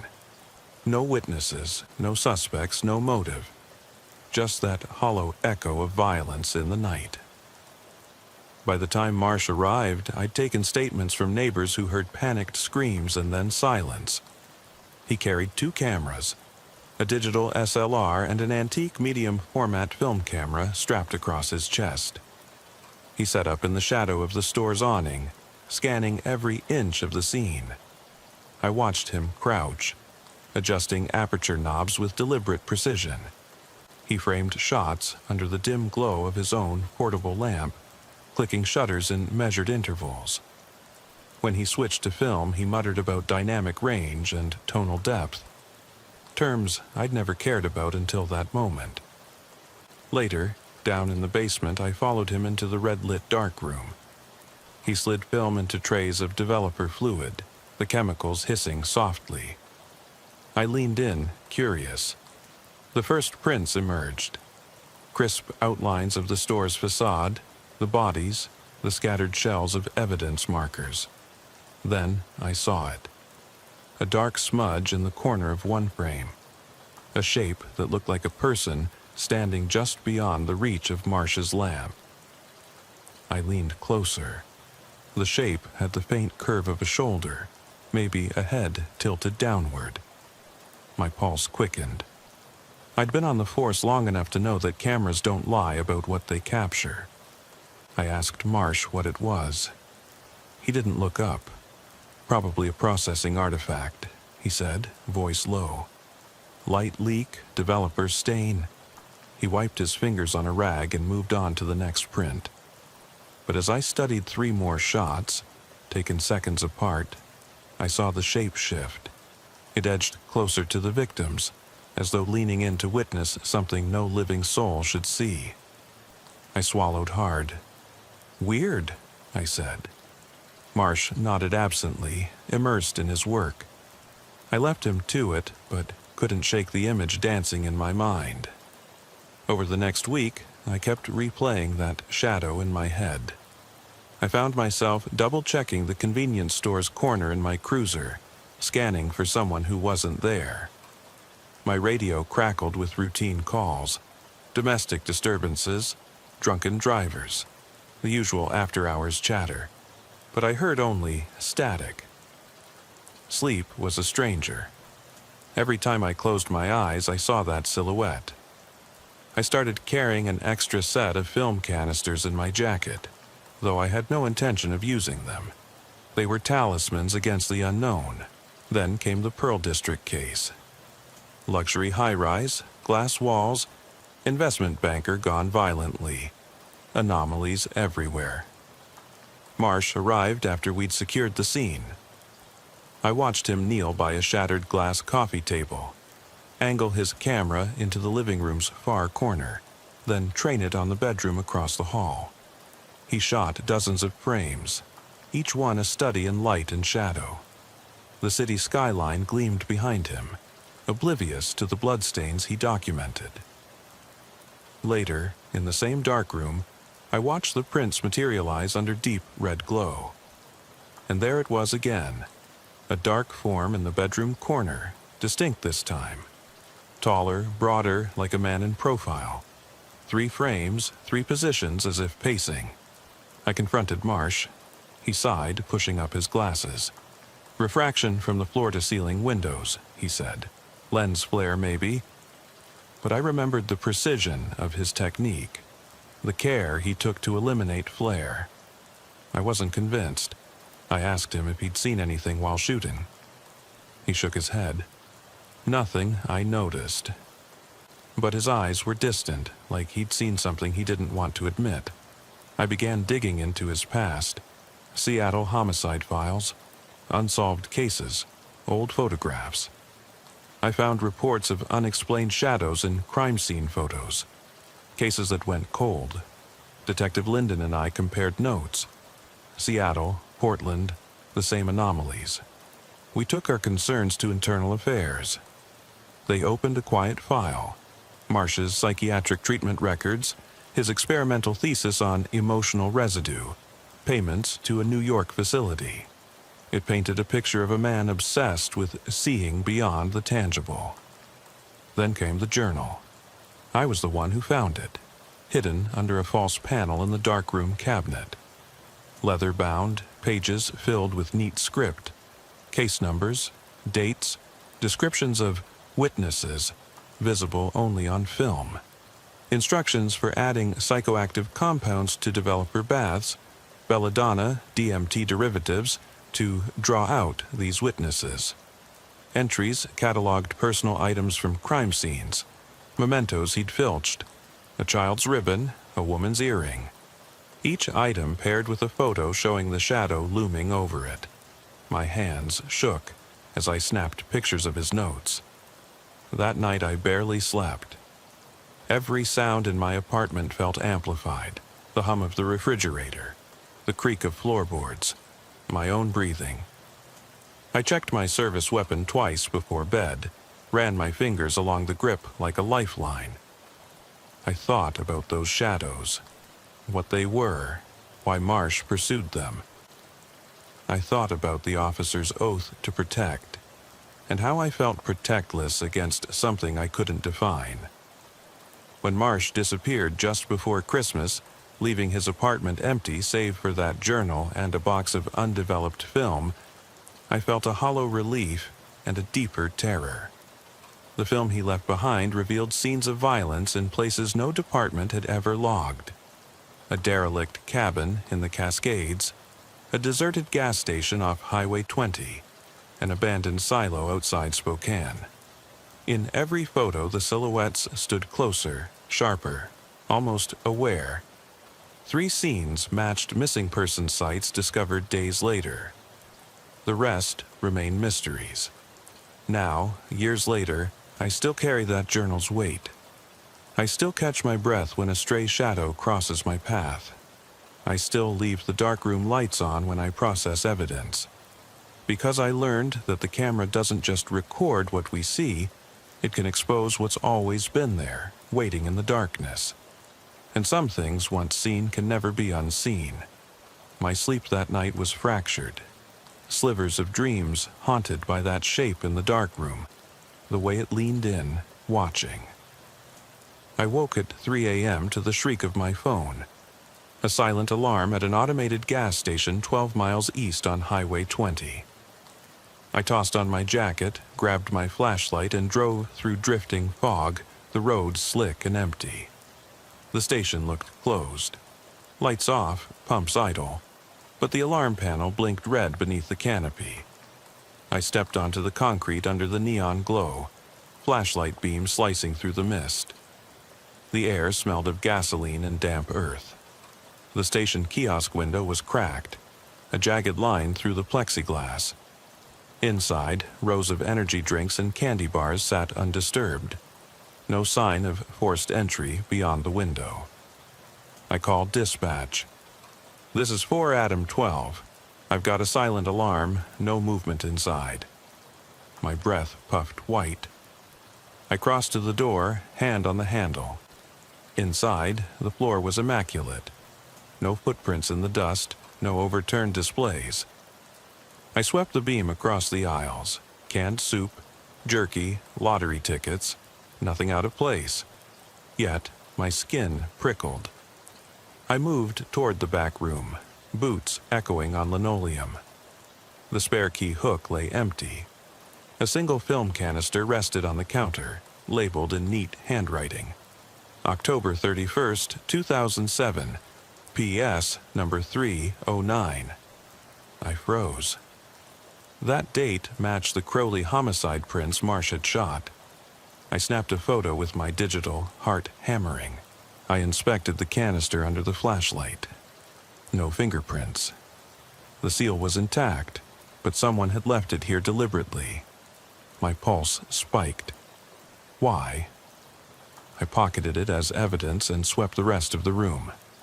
Opening the supply closet, I found a second canister, this one unlabeled, and a smear of dark red on the floor that looked like oil at first, but dried too irregularly. I crouched, swabbed it with a glove. Blood. Old, congealed. I radioed for forensics. While waiting, I set up crime scene markers around the closet, A, B, C. My breath hitched. In the beam's periphery, I thought I saw movement, a shadow where the back wall met the floor. I spun, flashlight darting, but nothing. Silence pressed in. My radio crackled. Unit 12, forensics en route, ETA 5 minutes. I exhaled slowly. Copy that. I glanced at the unmarked canister. My name echoed in my mind. They wait to be seen. When the tech arrived, she photographed the smear, bagged the evidence, and cataloged the canisters. I told her to handle them carefully. M. Marsh's work had already contaminated enough cases. As she packed up, I scanned the aisles again. Everything gleamed under fluorescent tubes, but I couldn't shake the feeling of being watched. My hand drifted to my holster. The metal was cold comfort. Back in the cruiser, I held the labeled canister, turning it in my hands. I pried it open in the glove compartment, heart in my throat. Inside was a single strip of undeveloped film. I loaded it into a portable reader Marsh had set up in the darkroom, a battered Polaroid-like device. The print vomited out, the convenience store scene, bodies, markers, and at the edge, a silhouette crouched low, arm extended as if touching the woman's purse. The shape was clearer than before, contours of fingers, a hunched posture almost human. I snapped it with my phone. Nothing in protocol covered shadow persons. Yet here was proof. I debated calling Lyndon, but it was 4:30 a.m. She'd be asleep. I slipped the print into an evidence envelope and booked it at dispatch.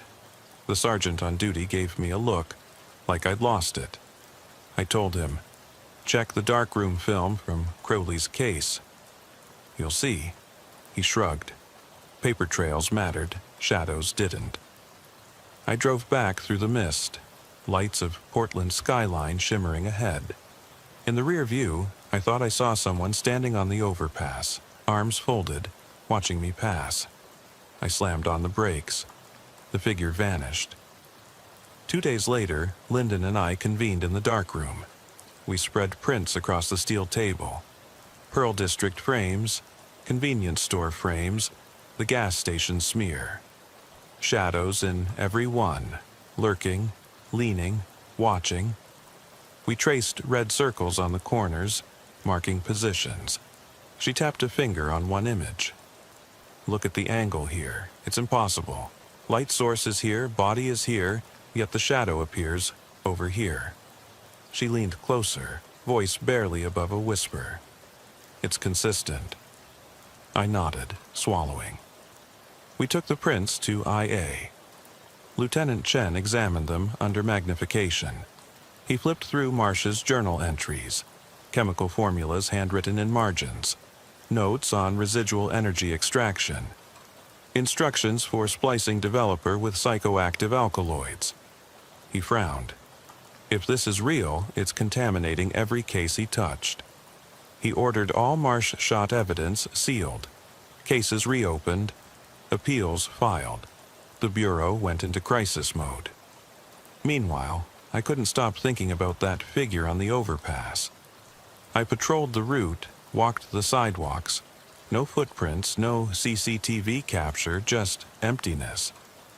But my nights became haunted by the possibility someone followed me, studied me, but hid in plain sight. I started parking under streetlight, sleeping with a door wedge in my cruiser. I checked corners before entering buildings, peered into dark windows like a man possessed. One evening, I responded to a 911 hang-up at an abandoned textile mill near the river. The call had lasted 2 seconds. Nothing but static. I rolled up, flashlight out, gun drawn. Machines lay rusted, floor slick with oil and graffiti. My beam caught on a row of lockers, one door ajar. Inside, a lone film canister sat on the bench. No label. I pocketed it. My radio crackled. Unit 12, back up en route. I whispered, "Good, I don't like being alone here." In the dark, I imagined the silhouette creeping behind machinery, eyes glinting. I moved methodically, echo of gravel underfoot. At the far end, a collapsed office desk lay overturned, papers strewn, old payroll slips from the 1980s. Beneath them, a smear of that same dark red. I knelt, heart pounding, and pried up a floorboard, dried blood yellowed with age. I bagged a sample. The walls creaked. I spun, flashlight trembling. Nothing. That night, I dreamt of Marsh's darkroom. Trays swirling with black liquid, shapes rising from the developer like specters. I woke choking, sweat matting my hair. I lit every lamp in my apartment, but the corners remained dark. I wanted to burn that journal, smash every camera in the precinct. Instead, I kept taking pictures of empty streets, silent storefronts, my own reflection in the mirror. Each print came back with a faint shape in the corner. A shoulder, an arm, a head bowed. Always watching. I began to question reality. Were these artifacts, or was I seeing the same phenomenon Marsh chased? Had I become an unwitting participant? Every call I answered, every scene I processed, I expected the darkness to move, to pulse with unseen life. My partner asked if I was okay. I lied, just tired. But I knew I was changed. Now, standing under the precinct's flickering light, I fold my report. Another silent alarm, another abandoned scene. I know the protocols, log evidence, call forensics, secure prints. I follow each step. Yet I look always for the shadow. In the corner of my eye, in the grain of the film, on the edge of every photograph. Because I learned that once you show the darkness the means to speak, it never stops whispering. The sun was just a pale glow on the eastern horizon when I climbed out of my cruiser at the old textile mill. My bones ached from hours hunched over film trays and paperwork, but adrenaline kept me moving. I glanced at my watch, 5:12 a.m., then swept the lot with my flashlight. Shadows pooled in broken windows. Rusted machinery lay half buried in weeds. I'd called it in as an abandoned property alarm, but something about that place kept pulling me back. The film canister in my pocket felt like a hot coal against my thigh. I ducked under a sagging support beam and clicked on my portable LED. The beam trembled as I stepped over shattered glass. My radio crackled. "Unit 12, you good?" Backup's 5 minutes out. I cleared my throat. "Copy, just doing a sweep." My partner's voice faded. Silence closed in, thick and expectant. In the center of the mill floor, puddles of stagnant water reflected my light like black mirrors. I knelt and examined footprints. Heavy work boots, tread worn smooth in places. They led toward a wall of lockers, the same row where I'd found that unlabeled canister last night. I approached slowly, boots crunching rust flakes. One locker door hung open. Inside, a single photograph taped to the back. It showed the gas station interior. Victims gone, but the shadow crouched next to the closet door. I hadn't seen that angle in my printouts. I lifted the photo, heart slamming. On the back, scrawled in fine script, "They follow the lens." A sudden clatter echoed from the mezzanine above. I snapped the photo into my pocket and drew my weapon. The beam cut upward, broken catwalks, tangled cables, darkness thicker than night. My breathing echoed loud in my ears. "Police, come out!" No answer. I crept forward, every step mindful, flashlight leading the way. At the base of a collapsed staircase, I saw fresh footprints in the dust. Smaller, barefoot impressions heading upward. I swallowed hard, climbed the wreckage. Each step moaned beneath my weight. At the top, I found a narrow corridor lined with office doors. The farthest door was ajar. Inside, a desk lamp glowed faintly. I approached, heart in my throat. On the desk lay an open journal, Marsh's handwriting. I flicked the lamp higher. The pages detailed the mill. October 2002, an unsolved disappearance of 2 seasonal workers. March 2005, a double suicide pact. July 2006, a night watchman who vanished without trace. Each entry had sketches, shadow figures hovering over bodies, drawn in charcoal strokes. Chemicals listed: belladonna extract, morning glory seeds, DMT mix. Notes: use high contrast developer. Expose at 1/15 of a second to capture threshold. My stomach turned. He'd been here. He'd documented these deaths before any department ever knew. I heard footsteps behind me, soft, deliberate. I spun, flashlight and gun raised. The hallway was empty, but the door slammed shut at the far end. I rushed over, yanked it open, nothing but darkness. My radio sputtered. Dead. No signal. My phone died when I tried to call Lyndon. I was alone, trapped in a tomb of memory and decay. I forced the door closed and backed into the office. My eyes landed on a film canister taped under the desk. I grabbed it, pried it open with trembling fingers. A single strip of film curled inside.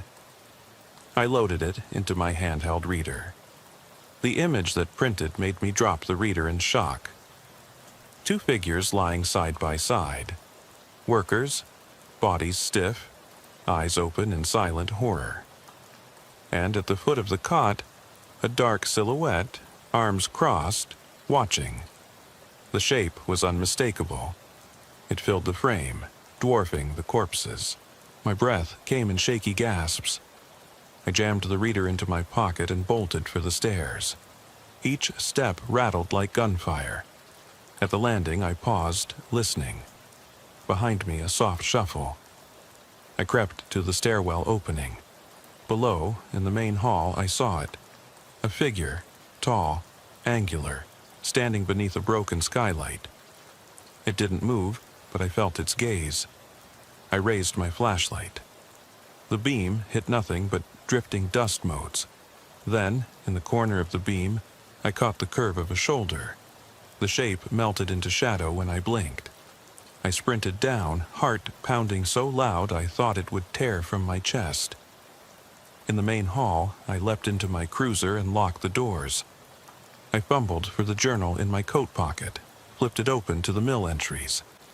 The last line scrawled across the page, "They grow bolder in their own domain." I stared at the ignition. Behind me, the mill loomed, a hulking silhouette against dawn's pale sky.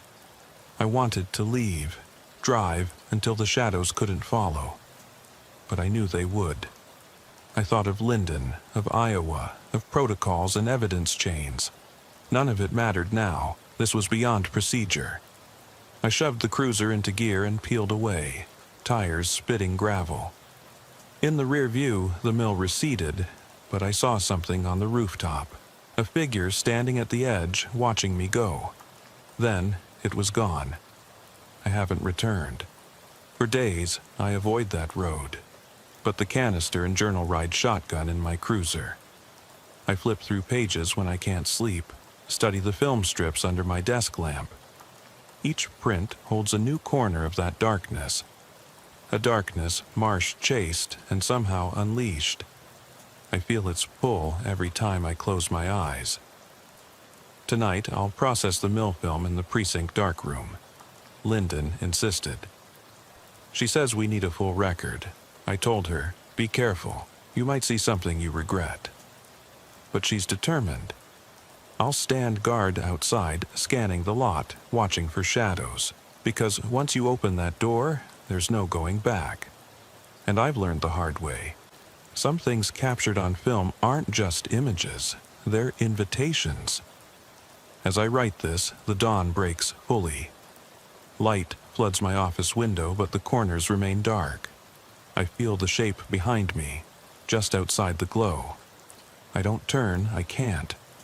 Instead, I keep my hand on my holster, my eyes on the door. And I wait for the next print to emerge, for the next shadow to step into frame. Because they're patient. They'll wait until I look away, and then they'll move. I didn't sleep, not really. I sat in the bullpen, fluorescent lights buzzing, eyes stinging from 8 hours bent over film strips and chemical trays. The precinct was quiet. Only the hum of the refrigerator in the break room and the distant clack of keys as dispatchers logged calls.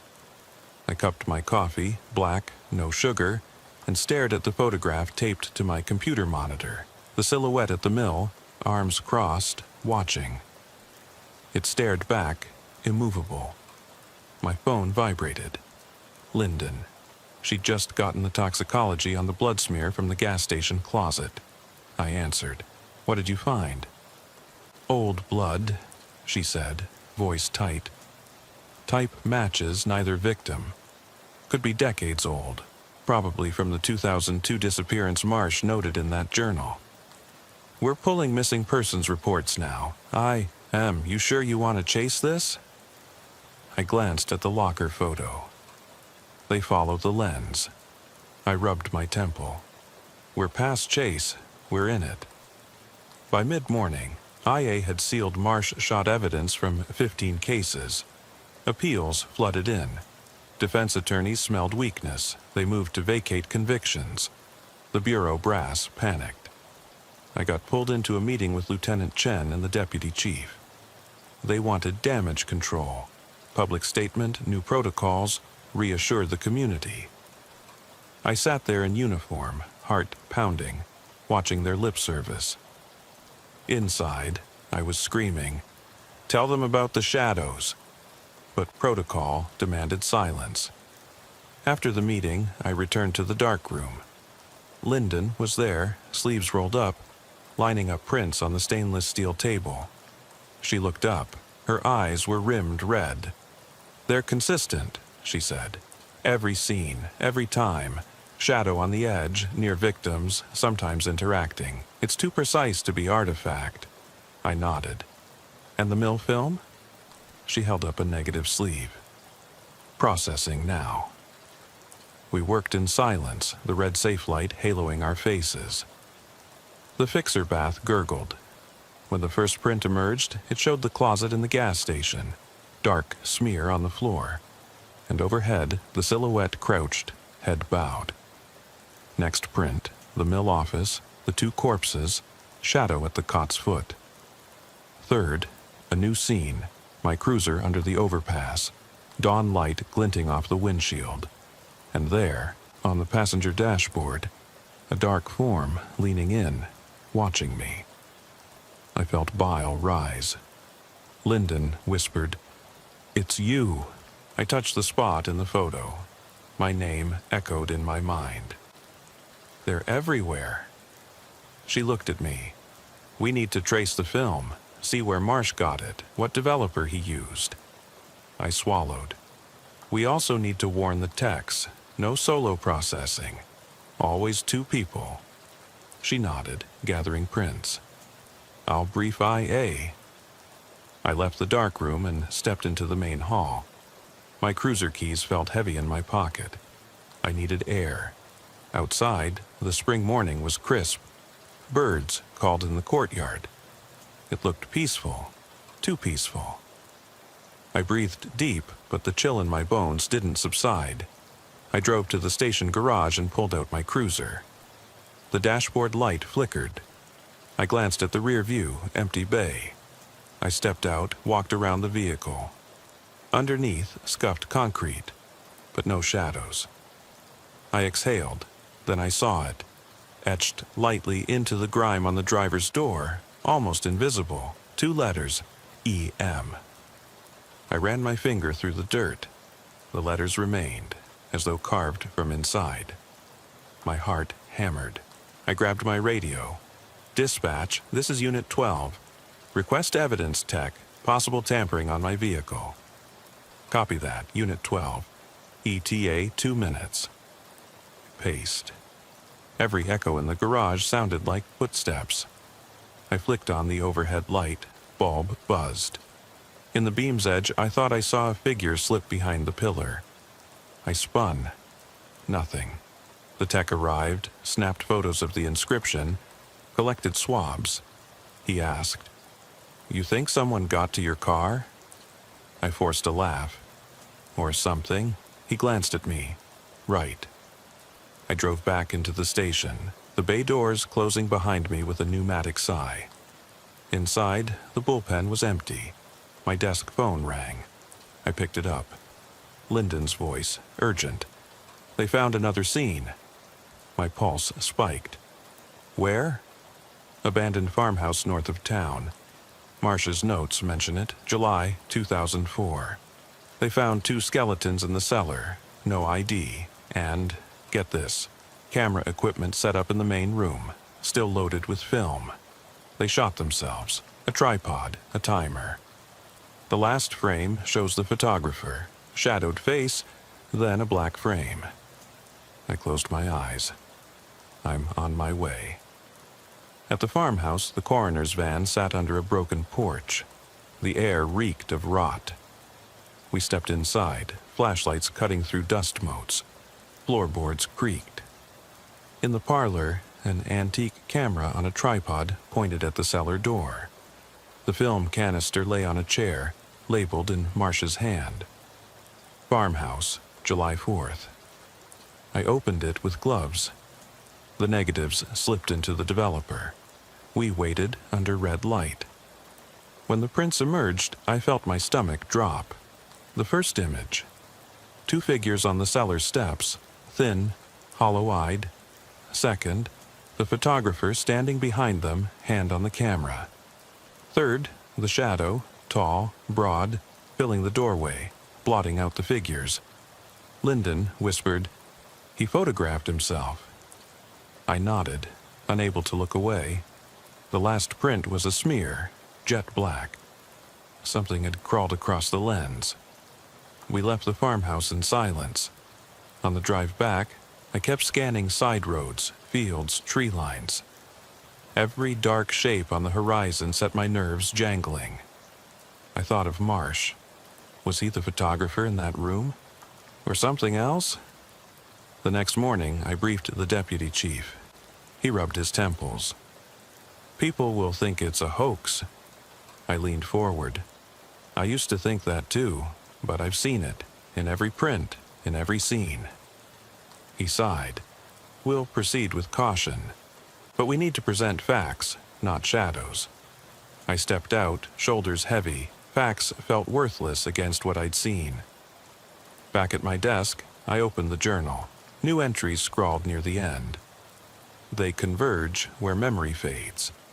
The witness becomes the observed. No date. I closed it. Tonight, another silent alarm call. An empty school parking lot. I'll go, I'll process the film. I'll watch for the shape in the corner, and I'll keep asking, at what point does the observer become part of what he observes? Because the shadows aren't just following the lens, they're following me. I returned to the darkroom before sunset. Lyndon was already there, prepping trays. We worked side by side, 2 pairs of eyes on each print. The latest roll, the farmhouse frames, the black smear, then a new strip. My cruiser under the overpass, the early morning shot. But this time, the silhouette was closer, clearer, hand resting on the hood, as though someone leaned in to whisper. I swallowed. They're speaking.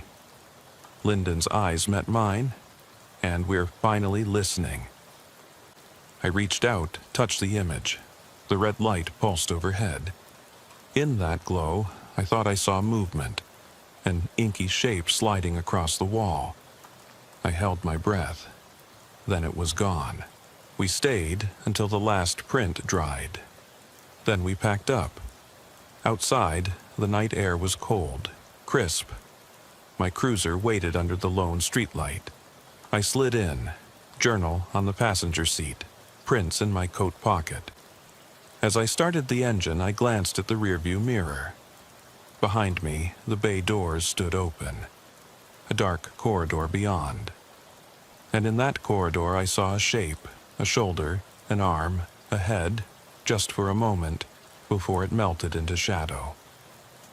I exhaled slowly and drove into the night, the engine's rumble a fragile shield against the darkness closing in around me. I parked under the lone streetlight outside the old school parking lot just past midnight. The lot was empty. No buses, no parked cars, just rows of yellow-painted lines glistening from an earlier rain. My cruiser's engine idled, radio silent, breath steaming on the windshield. I clicked off the engine, grabbed my flashlight, and stepped onto the wet asphalt. Gravel crunched under my boots. The air smelled of damp earth and chalk dust from the playground nearby. I pulled my coat tighter and headed toward the school's side entrance, where the silent alarm panel blinked resentfully. Inside, the hallway was cavernous and dark.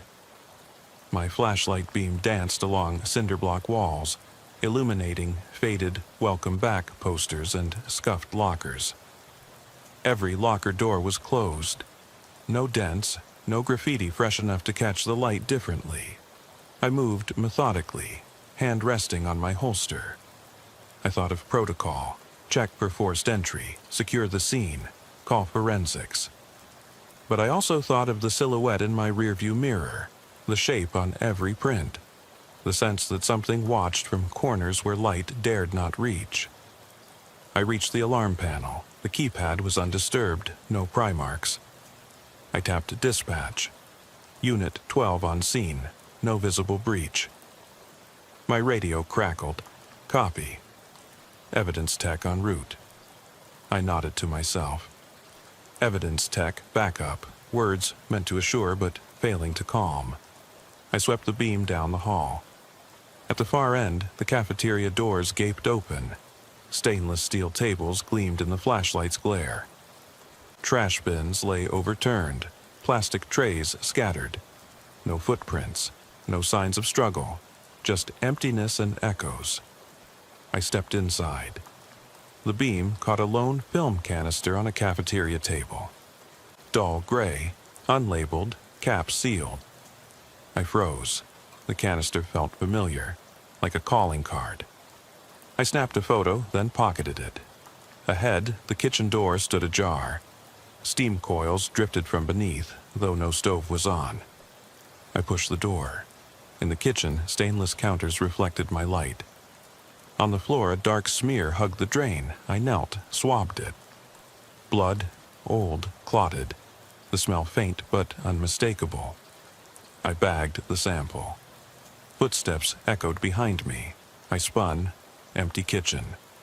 My flashlight flickered. I shook it. Beam steadied. I exhaled. Get it together, I muttered. I moved toward the back corridor leading to the gym. The doors were unlocked, though they should have been secured after hours. Inside the gym, bleachers were retracted. The hardwood floor shone under my light like a mirror. At center court, someone had drawn chalk outlines. 2 rectangles side by side, like bodies. I felt bile twist in my gut. I photographed the outlines, then scanned the corners. In the far corner, near the emergency exit, I saw it. A faint smudge on the wall, darker than shadow. I approached. It looked like someone had pressed their hand against the paint, leaving an imprint of fingers. I pressed my glove to the mark. Dust came away on the fingertip. I bagged a sample. My radio crackled. Text 5 minutes out. I replied, voice tight, copy. I turned to leave, and my flashlight beam caught movement. Bleachers shifting, as though someone had just slid them back into place. I clicked off the light and listened. Silence, then the faintest scrape of metal on wood. My heart thundered. I clicked the light on. Bleachers were locked. No mechanism moved. I shook my head. Protocol, trust evidence, not instincts. But instincts screamed. I backed out, closing the gym door. In the hallway, I heard a soft click, the cafeteria doors closing. I spun, flashlight raised. The hallway was empty. My boots echoed. I swallowed. Jesus. I moved faster, checking the door panel, still engaged. No sign of tampering. I walked back toward the main hall, every sense taut. At the intersection of corridors, the beam caught a poster on the wall. Always stay alert. Someone had circled the word stay in red marker. The ink was fresh. I touched it. It smeared under my fingertip. I bagged a corner of the poster. My hands shook. Dispatch. Evidence tech on site. I headed back to the cafeteria. She stood under the flickering emergency light, camera raised. I handed her the canister and samples.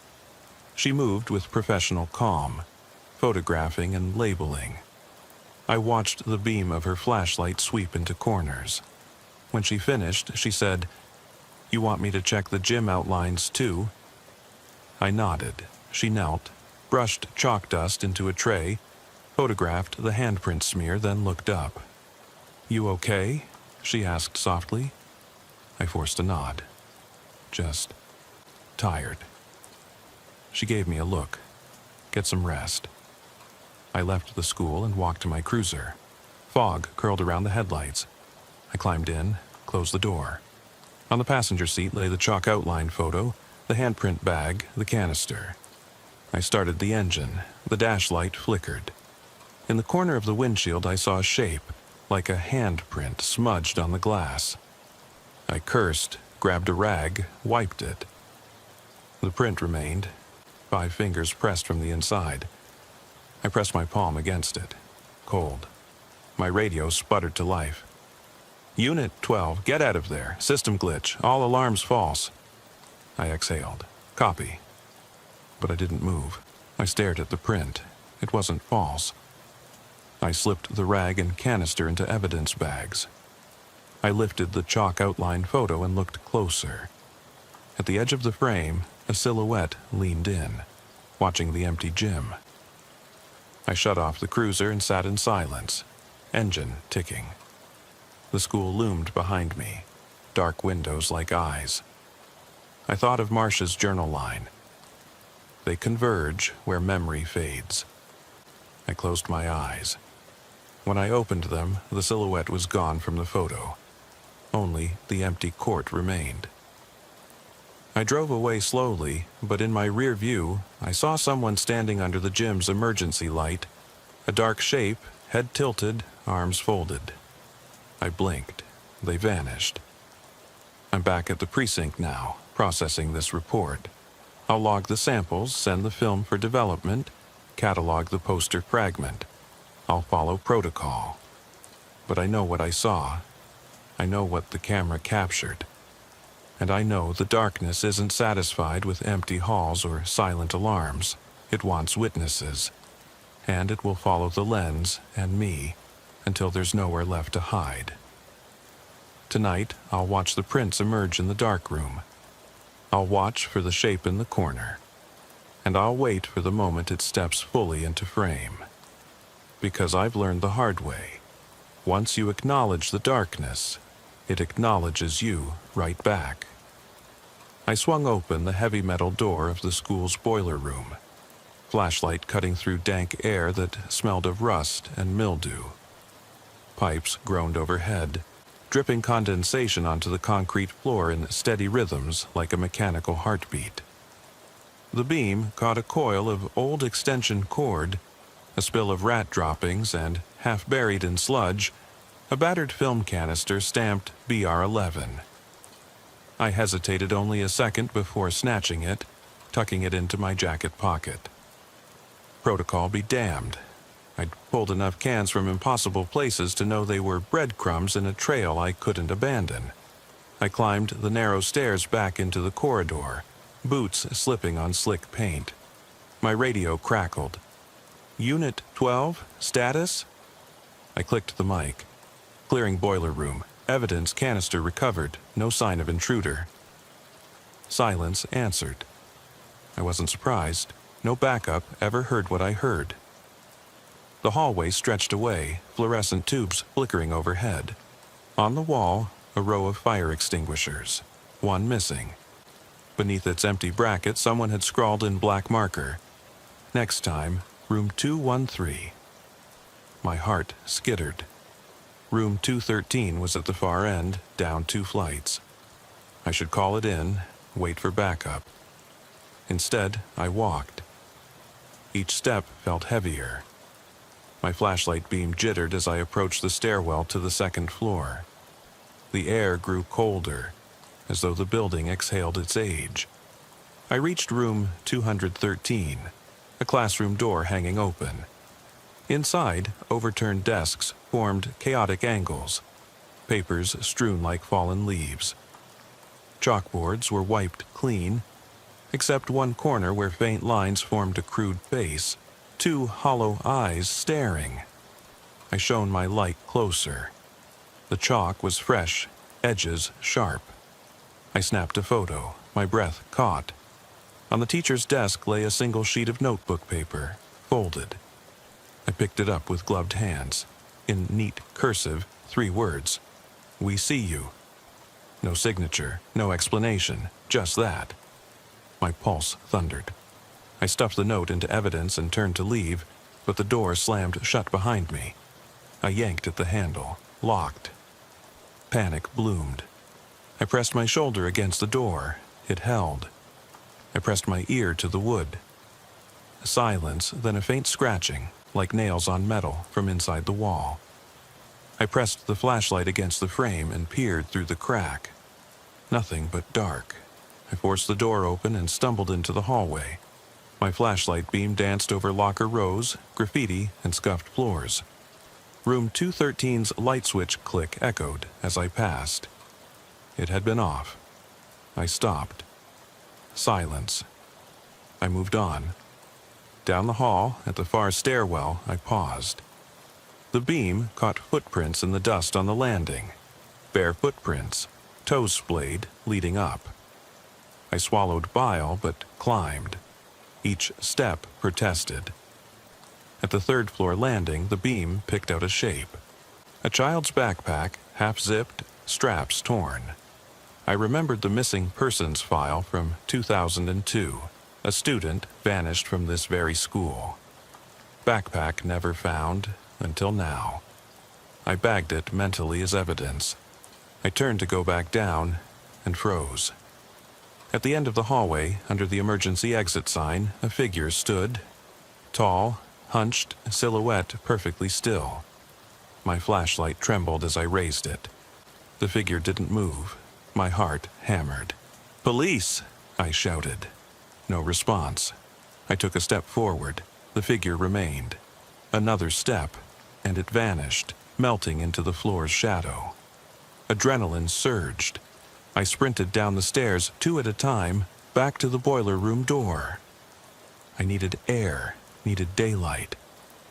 My cruiser keys jangled in my pocket. I burst outside into the pre-dawn chill.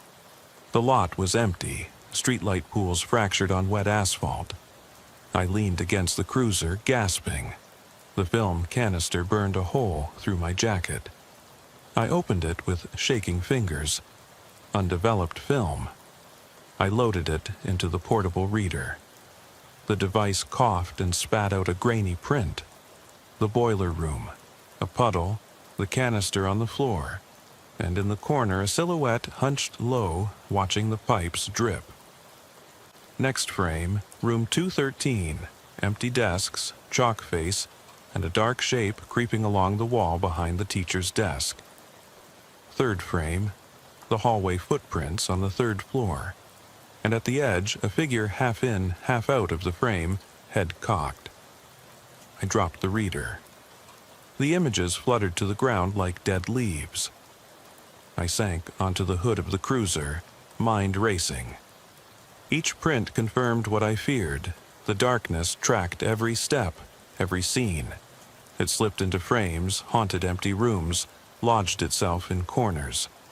I felt its presence behind me, though nothing stood there. Back at the precinct, Lyndon waited in the dark room. She slid me the prints. Her face was pale. "They're escalating," she said. "Sharper edges, closer proximity. Next time, it might step fully into frame." I nodded. The weight of that possibility pressed down like a slab of concrete. We processed the boiler room smear. Old blood matches the 2002 victim.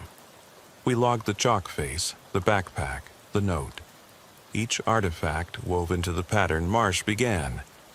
A tapestry of fear stitched with film and chemical whispers. That night I sat alone in my apartment, prints spread on the kitchen table under a single lamp. The chalk face image stared back at me.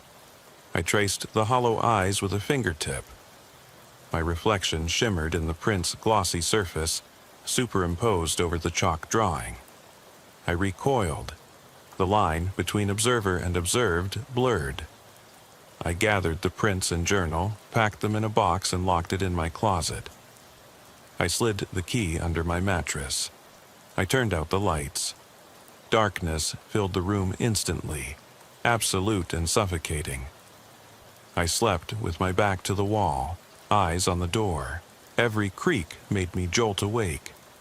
When I closed my eyes, I saw the chalk face, the footprints, the silhouette on the third floor.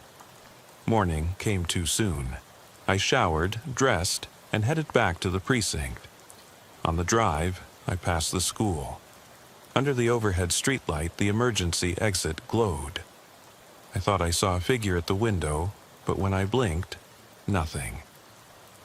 Inside the darkroom, Lyndon and I prepped for the next roll. The classroom camera found in the farmhouse, loaded with one last undeveloped strip. We exchanged a look. No words needed. We lowered the safe lights and slid the film into the developer. The tray hissed. We watched prints emerge, the farmhouse cellar, the photographer's final frame, and then, an image neither of us expected, a pair of eyes staring out from the black smear, pupils reflecting our own silhouettes. I swallowed.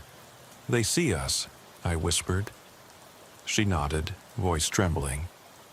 "And we can't look away." We left the darkroom together, two shadows moving down the hallway. Behind us, the safe light buzzed. In its red glow, the prints lay on the table, evidence of things no protocol could contain. I stepped into the corridor, Lyndon at my side. We paused under the flickering tube. The world beyond felt fragile, balanced on the edge of every frame we'd developed. I thought of Marsh, of his experiments, of the threshold he breached between film and fear. I thought of every step I'd taken through empty halls, every shape glimpsed at the corner of my eye. And I knew the truth. Once you let the darkness into the photograph, it doesn't stay in the picture. It follows you home, stands in your doorway, whispers from the corners of your mind. I clipped the last print to the case file, eyes in the smear. I turned out the hallway lights and walked on, hand on my holster, senses straining. Behind me, the darkroom safe light pulsed, and I could almost hear it. A soft click, like a camera shutter capturing me at the threshold. The sky was a bruise purple when I rolled up to the last location, an empty suburban cul-de-sac off Elmwood Drive. Streetlights flickered overhead, one guttering out entirely as I killed my cruiser's engine. The houses were dark silhouettes, identical boxes with shuttered windows and locked doors. In the center of the circle lay a lone film canister on the asphalt, cap cracked, label unreadable. I stepped out, boots whispering on the damp pavement, and picked it up. The weight in my hand felt like finality. I thought of protocol, secure, photograph, submit to lab, but I'd long since abandoned such faith. Instead, I held the canister under the street lamp. Its surface was etched with fine scratches, like someone had tried to carve a message. I ran my thumb across one groove. It spelled two letters, E-M. My heart stuttered. I'd seen that marking before, on my cruiser door, in the boiler room, on the chalk poster. It was a signature, an invitation. I pried open the canister's seal. Inside lay a roll of film, and, pressed between the coils, a scrap of yellowed notebook paper. I unfolded it carefully. In neat, looping script, "This circle is complete. Step inside." A cold wind whispered down the street. I glanced at the cul-de-sac center. Nothing but pavement. The silence pressed in, heavy as water. I swallowed and loaded the film into my handheld reader. The device's bulb pulsed once, twice, then ejected a single frame. I held it up to the lamp post. An aerial shot of this very cul-de-sac, taken from high above. In the image, every driveway was empty, except one. In front of the house at the end stood a dark silhouette, arms outstretched, face turned upward. I turned the print over. No annotation, no date. Before I could process further, my radio crackled. Unit 12. Be advised, neighbor called reporting light on in cul-de-sac. Someone's out there. My jaw tightened. I clicked back, copy, investigating. I slipped the print into my pocket and moved toward the house. The beam from my flashlight landed on the door. Pristine white, no signs of forced entry, yet a single footprint marred the welcome mat. Bare, dusty, toes splayed. I crouched, examined the pattern. It matched the third-floor footprints at the school. I pressed my ear to the door. Nothing. No breathing, no movement. I rapped once. Silence. A flicker behind the curtain. I shone my light through the window pane. Inside, a living room frozen in time. Sofa cushions fluffed, family photos on the mantel, a television off air. On the coffee table lay an open journal. Marcia's handwriting again. I pressed the doorbell. No ring. The beam illuminated the journal's open page. End begins at home. Welcome, witness. My pulse hammered. I shoved the door. It swung inward with a whisper. I stepped inside. Flashlight raised. The air was stale. My beam swept over framed photos, smiling families, children's birthdays, then caught a figure in the corner, hunched, motionless, head bowed. I tensed, heart in my throat. Portland PD, don't move. No response. I stepped closer. The shape didn't shift. I brought the light around. It was empty coat rack. My breath shook. I moved through the house systematically. Kitchen, dining room, hallways. Every room pristine, as though preserved. In the hallway, I saw scuff marks on the wall, fingernail-deep grooves leading up the stairs. I followed them to the second floor. At the top, the master bedroom door stood open. Inside, moonlight streamed through blinds, stripes on the carpet. On the bed lay the final film canister, empty. Beside it, a Polaroid, the silhouette from the cul-de-sac standing in this very room, backlit by moonlight. I flipped it over, scrawled in black marker, "Now you." Oh, my radio crackled again. Backup was 5 minutes out. I exhaled shakily. I pocketed the Polaroid and turned to leave, but the door slammed shut. I yanked at the handle. Locked. I rammed my shoulder into it. It held. The windows were barred with heavy blinds. I was trapped. I raised my flashlight. The bedroom was empty. No sign of anyone. But in the mirror over the dresser, I saw movement behind me. I spun. Nothing. I faced the mirror again. In its reflection, on the bed, lay a dark shape. A silhouette crouched low, head cocked, watching me. I whipped around. Empty room. I looked back at the mirror. The shape remained perfectly still. Adrenaline coursed. I lunged for the journal on the nightstand. It flipped open at a passage. They crossed the threshold. Observer becomes observed. The final witness must join the frame. My breath caught. I realized then this wasn't about catching Marsh or closing cases. It was about becoming part of his work, his art. I stumbled to the window, yanked at the blinds.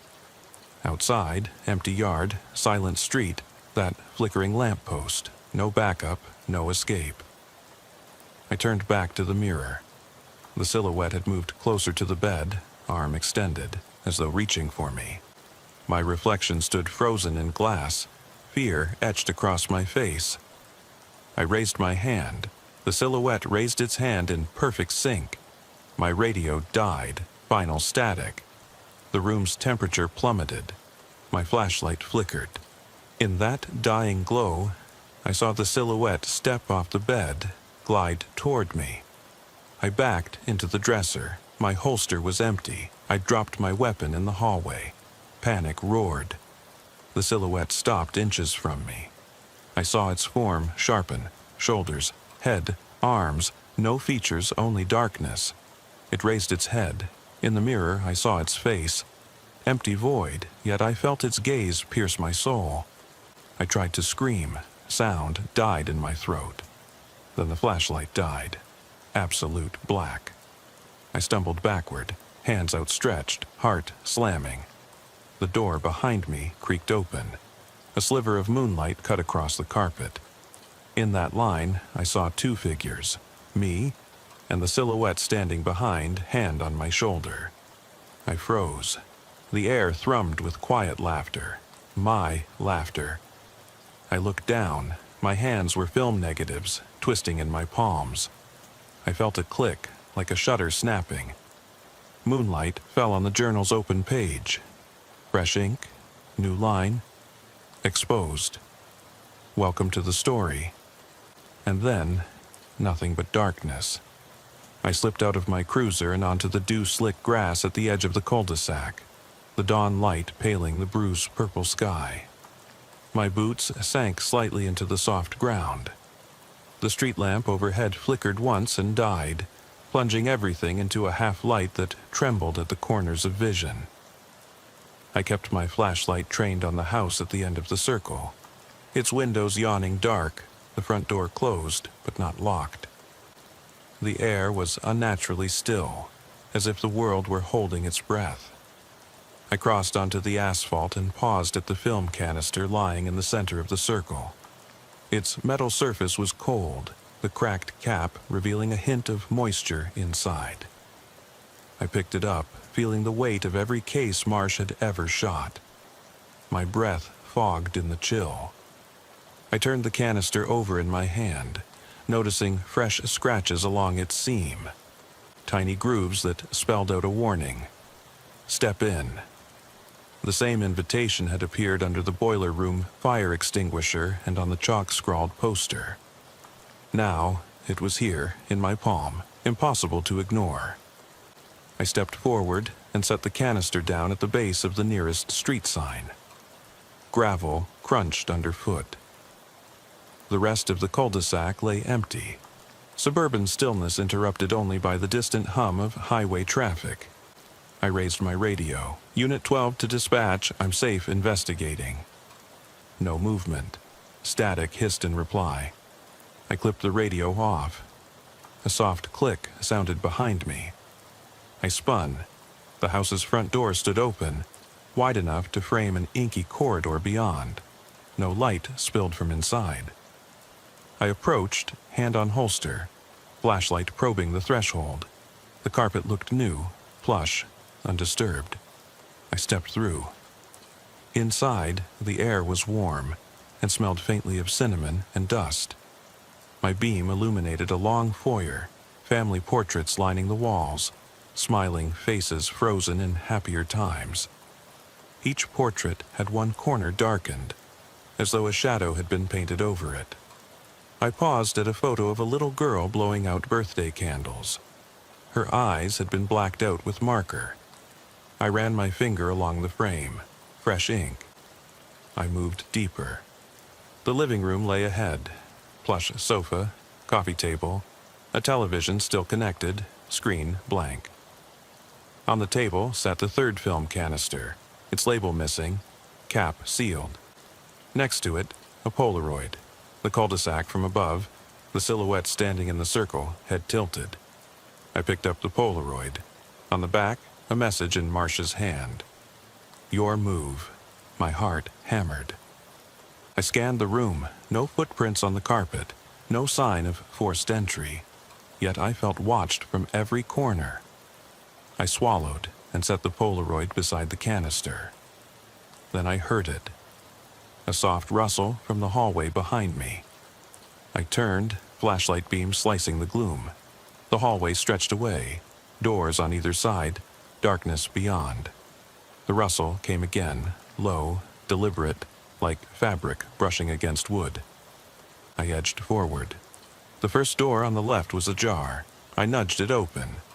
Inside, a child's bedroom, pastel walls, a single bed with a teddy bear perched on the pillow. The bear's button eyes glinted in the flashlight. On the floor lay an open notebook. Marsh's scrawl. Date July 2004. Location Elmwood. Beneath it, a drawing.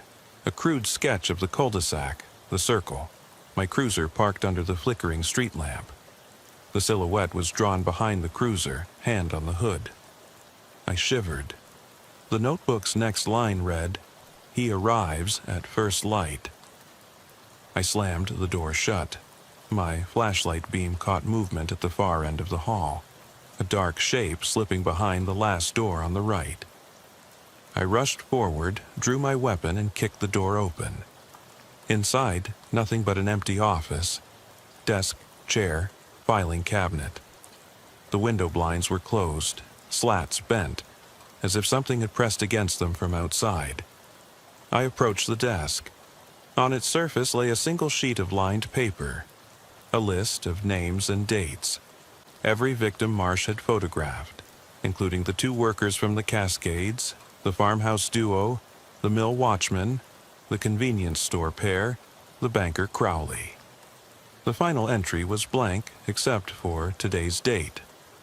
I stared at it. A soft click behind me. I spun. The hallway door had closed itself.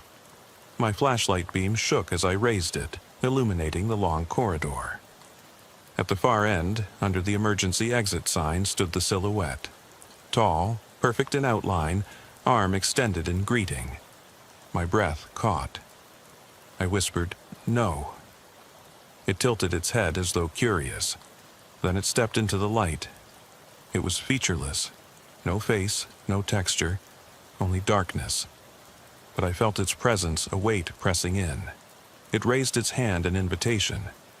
I felt drawn forward, mesmerized. My holster felt empty in my grip, my radio silent at my side.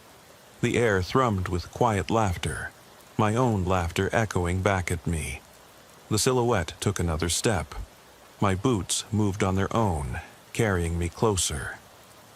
I reached out, fingers trembling, and touched the figure's arm. The darkness was cold, solid. A jolt of vertigo spun me. The walls rippled, the floor pitched. I stumbled back, clutching my head. The silhouette advanced, folding me into shadow. I felt a click, like a camera shutter. A bright flash flooded the room. For a moment I saw myself, my uniform, my hands raised, eyes wide, framed in the flash. Then darkness swallowed everything. When I came to, I was lying in the circle under the street lamp. Dawn had broken. The sky was pale gold. My cruiser sat where I'd parked, engine off. The cul-de-sac was empty. No sign of the house, no open door, no chalk circle. Only the asphalt, wet and gleaming. The first canister lay at my feet, open and empty. In my hand was a Polaroid. Me, lying on the asphalt, silhouette looming over me, camera flash frozen in time. On the back, Marsh's final line, "Welcome to the story." My knees ached. I stood, slipping the Polaroid into my pocket. I stared at the houses, ordinary, silent. I felt the weight of 1,000 unseen eyes. The darkness had stepped out of the frame and left its mark on me. I walked to my cruiser without looking back. Inside, I locked the doors, hands trembling on the wheel. I glanced at the dashboard. The recorder was on, red light blinking. I pressed stop. The tape inside had recorded nothing but silence, and my ragged breathing. I drove away, the cul-de-sac receding in my mirror. The Polaroid rested on the passenger seat. I didn't know what would come next. Appeals, protocols, investigations. None of it mattered. I was part of the evidence now, a witness captured in shadow. And somewhere, in that endless dark room of the world, a shutter clicked again. I kicked off my cruiser at 23:57, the engine's growl echoing through my helmet's microphone. 30 minutes into my shift, just me and the city's restless night. I'd been doing this for 20 years, sliding through dead streets beneath fractured street lamps, chasing static on the radio like it was Lifeline. That night in Grandview, Indiana, the air was brittle, close to freezing, and the scent of rain lingered in the gutter water. I felt it in my bones. Something that didn't belong was about to crack through the dark. My first call came through dispatch at 0012. a lone figure at the interstate underpass, pacing, waving at passing cars. Possible pedestrian in danger, they said. When I arrived, lights off, siren silent, the underpass was empty. Concrete pillars dripped with old graffiti and rust stains, the overhead span thrumming with traffic that wasn't there. I stepped onto gravel, heart thumping, boots thin beneath me as I swept my spotlight across the shadows. Nothing except my own silhouette, long and skeletal against the wall. I called it in. Unit 5 to base. Underpass clear, no sign of pedestrian. My own voice sounded hollow. The radio buzzed a moment, died. I flipped channels. Silence. By the time my backup cleared from another run, I was already halfway back to the cruiser. The headlights caught something flickering at the far edge of the underpass, a figure dissolving into the concrete darkness. I swore I saw its head tilt, as though it were watching me rush away. Back in the car, I tried to shrug it off. Routine night calls sometimes turn out to be pranksters or homeless folk in need of help. But as I drove away, the taillights revealed footprints stamped in mud behind me. Bare tracks leading back to the underpass, vanishing where the broken lights left the pavement pitch black. No boots, prints beside them. 15 minutes later, at 0047, I answered an alarm at the East River Rest stop. Broken window, silent alarm tripped. The place was a lean-to of flickering neon and run-down benches. When I rolled in, I saw the shattered glass and swaths of spilled coffee grounds on the linoleum floor. The soda machines were ripped open, wires dangling like entrails. Empty bottles littered a path leading to the restroom door, which hung crooked on its hinges. My boots clacked as I followed the trail, anticipation curling in my gut. I tapped the restroom door with my flashlight, shot off a warning. Decatur PD, open up. No answer. I swung the door inward to reveal the tile floor slopped with water and something darker. A scrawl, a single word, smeared across the tile. Stay. 3 letters, dripping like fresh blood. My breath hitched. I kicked in the light switch. Nothing. In that pitch-black chamber, I felt breath on my neck, the scrape of leather. My own holster? I spun, taser drawn, but only the echo of my own heartbeat answered. I radioed dispatch. 15 to base. Robbery alarm second location. Possible tagger, check in. No reply. The radio sputtered, died again. 1 drop of sweat slid down my temple as I flicked on my headlamp. At that moment, the restroom door slammed behind me with a crack that rattled my teeth. I fired the taser at the wood. The barbed prongs clanged against metal hinges. No shout, no movement, just silent darkness. When I forced the door open, the hallway was empty. I ran back to my cruiser, snatching up the scrawled warning tile as evidence. I jammed it into a baggie, hands trembling. My radio came alive only long enough to say, Unit 15, evidence collected. Returning to precinct. But I heard something else creeping behind that static, a low rasp like nails dragged across glass. At 1:15, as I neared the station, the dashboard camera flickered and died. The dim glow of my speedometer cut out, leaving me in total night. I switched to my handheld spotlight and saw it standing in the rearview mirror. A pale shape crouched on the backseat floor, head bent toward me, face half hidden in shadow. My throat clenched. I hit the brakes, flung the door open, and it vanished, leaving only my own ragged breath and the faint smell of wet concrete. I didn't sleep for days. When I finally dragged myself into the evidence locker to log that tile, I found it wasn't the one I'd bagged. It was clean, no streaks of red. My jacket pocket held a chunk of tile etched with the word "Stay," but I had no memory of collecting it.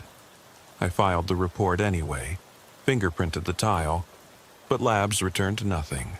No prints, no DNA, no residue.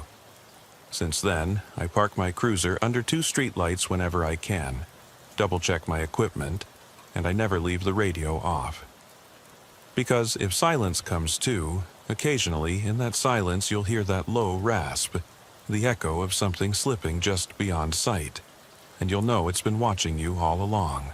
I eased back onto the night roads, dashboard glow casting my own exhaustion in harsh relief against the tunnel of empty pavement. After that rest stop, I couldn't shake the press of eyes behind me. Literally felt weight on my shoulders, the hair at my nape prickling. So I drove miles out of my way, looping through sleepy subdivisions where porch lights still flickered, into stretches of county road where even the radio's static went dead silent. Somewhere near mile marker 22, I pulled over, killed the ignition, and sat in the dark, breathing so hard I thought I'd wake the whole county. My handheld mic crackled, just a breath of feedback, then went quiet. I hit the button to speak. "Dispatch, Sergeant Hall." No reply. I caught in my throat a laugh, hollow, bitter. I realized then that I'd been talking to myself.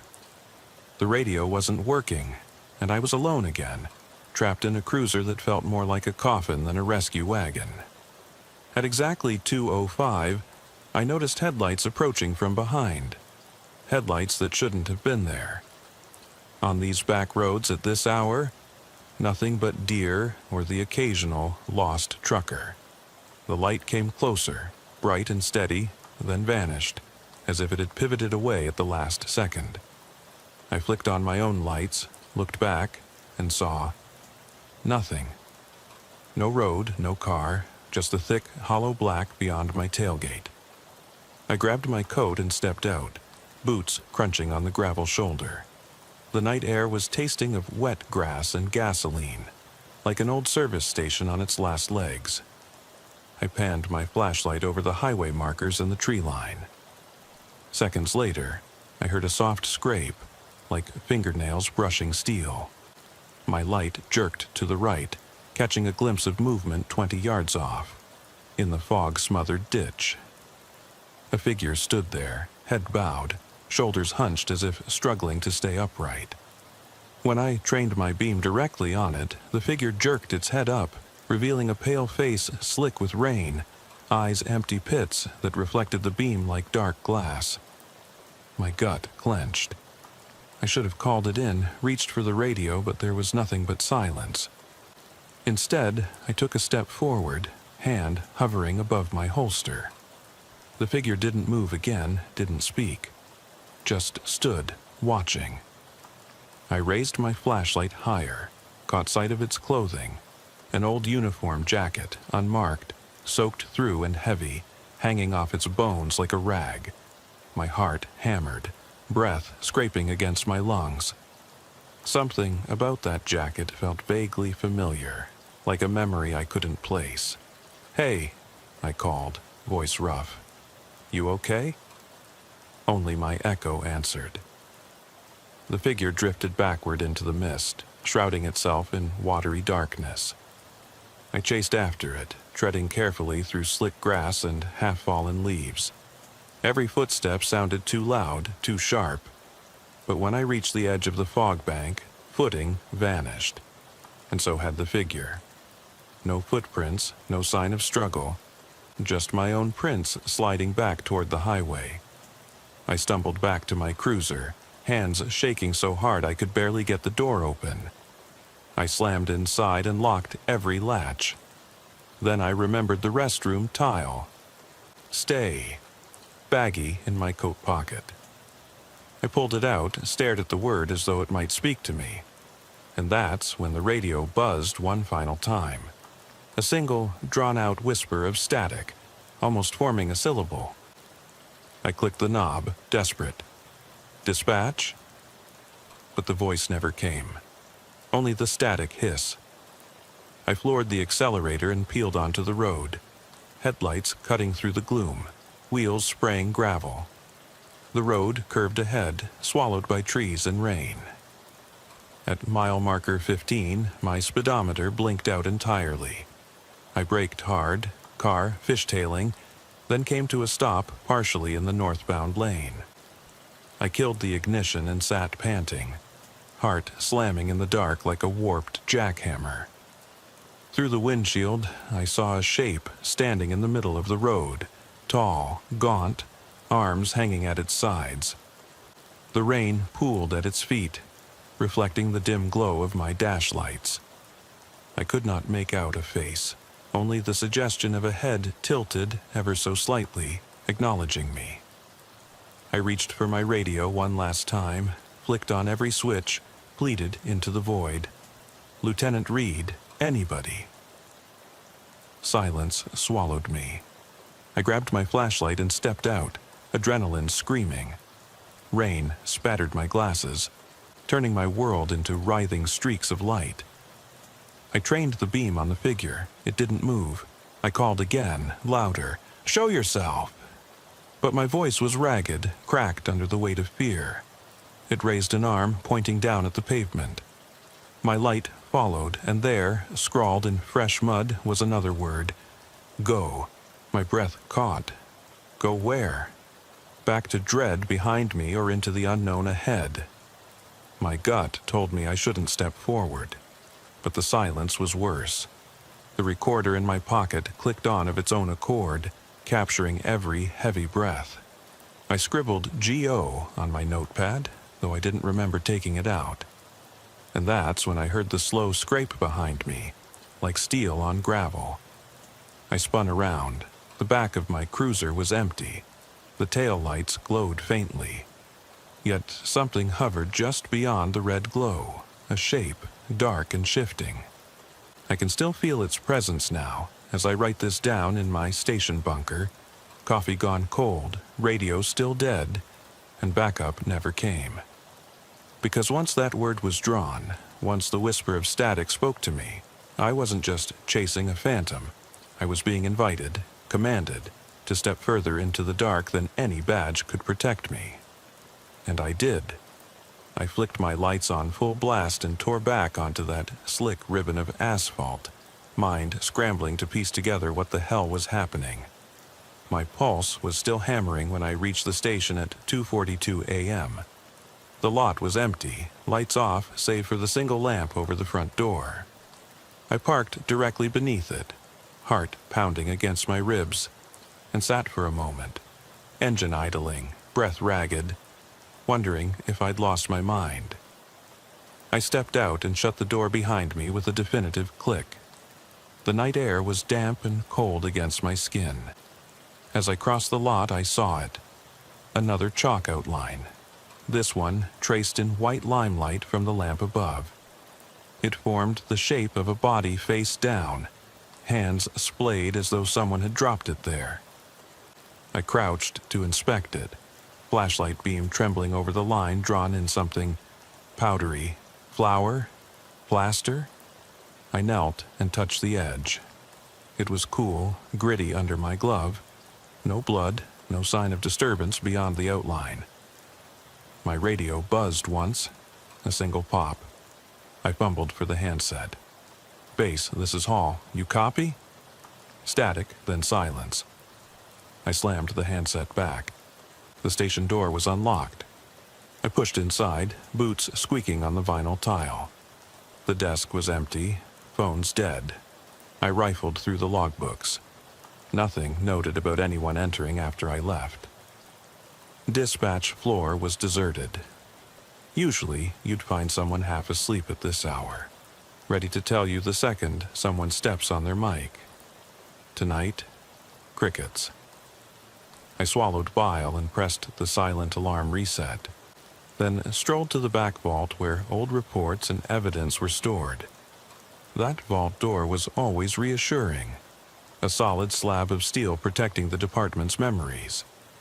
I punched my code, the lock clicked open. Inside, rows of lockers held boxes of case files. I stumbled down the aisle and froze when I saw something at the far end. A single box, labeled in sloppy marker. 15, Hall. My evidence box. It wasn't mine. My cases were filed by precinct number. not by officer name. I approached, heart thudding so loud I could hear it in my ears. I snapped the lid up. Inside lay that chunk of tile I'd bagged at the rest stop, the one with "stay." Only here, the other side was scrawled with new writing. "Now." My hand shook as I lifted it. The tile felt heavier than its size, damp and cool. I turned it over and over, searching for some clue. Fingerprints, smudges, maybe a note. Nothing.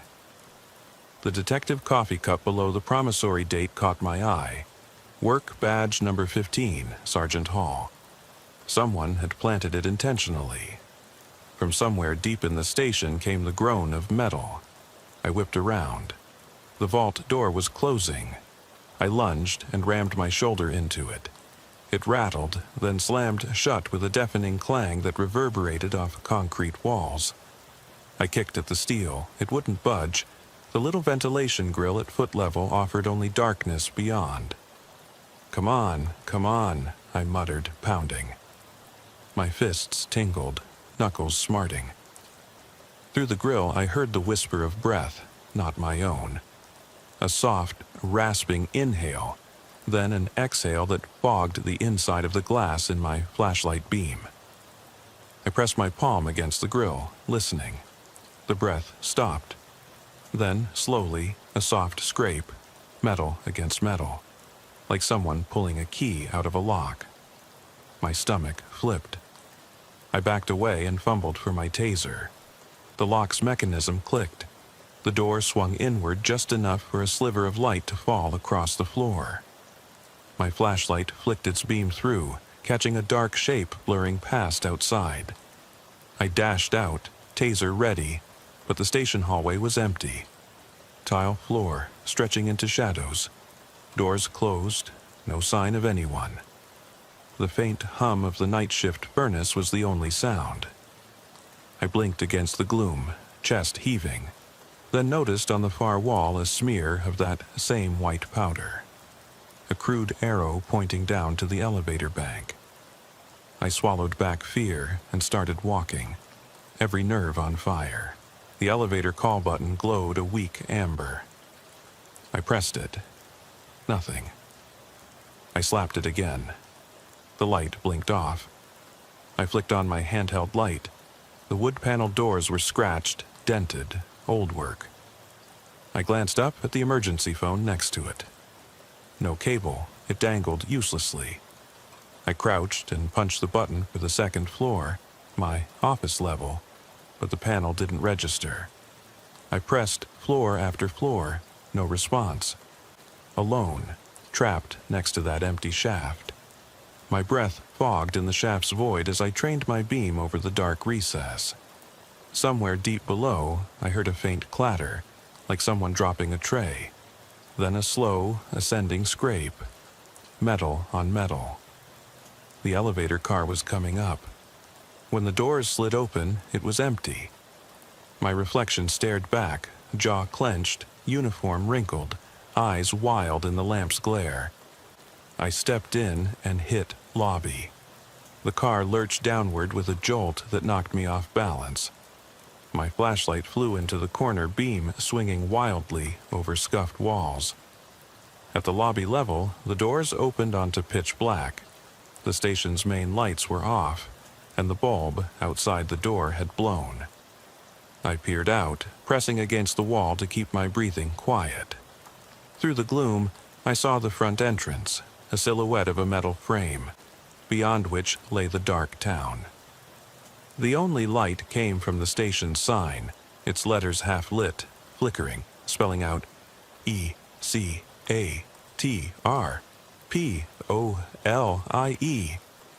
I stumbled out onto the steps, boots scraping concrete, and my flashlight caught movement near the sign. There it was, that shape again. Tall, thin, arm raised, pointing at me from the darkness. My heart seized. I clicked the beam over, but it vanished. I swore the wind picked up, carrying a faint, keening whisper. Now. Behind me, the station door rattled. I spun, taser in hand, willing it to connect. The door cracked open. A silhouette leaned in the threshold. Broad shoulders, uniform-like coat, face hidden. I called out, voice trembling. "Who the hell are you?" No answer. The shape ducked and slipped inside, closing the door so quietly I barely heard it click. I charged in after it. The lobby was empty, no figure, no footprints, no echo of retreat. All I found was the station's phone on its cradle, handset missing. The desk was overturned, papers strewn like a wind had torn through them. Incident reports, traffic tickets, radio logs, all shredded in a way that suggested someone did it by hand, deliberately. Then I saw it.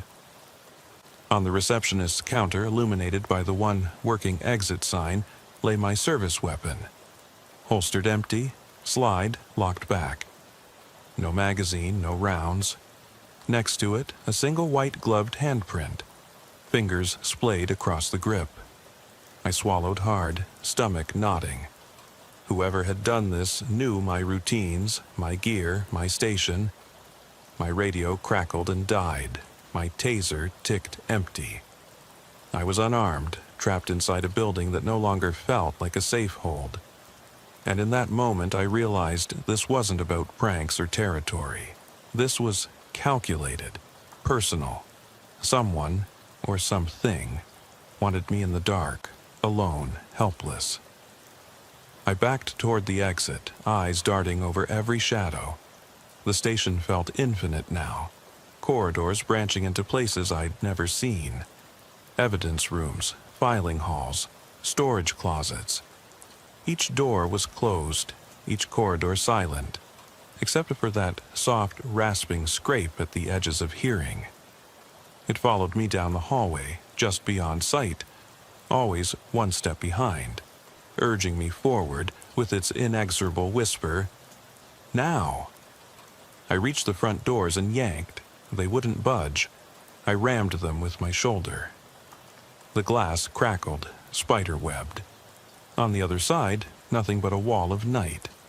No handle, no emergency release.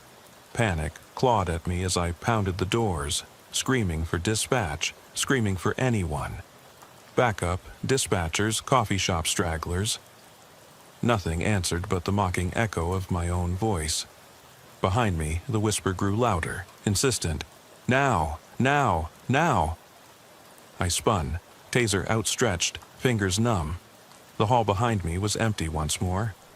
I lowered the taser, chest heaving. I realized I was alone. I was losing this game, this hunt, and I had no idea what the next move was supposed to be. In that infinite moment of silence, my radio hissed one last time.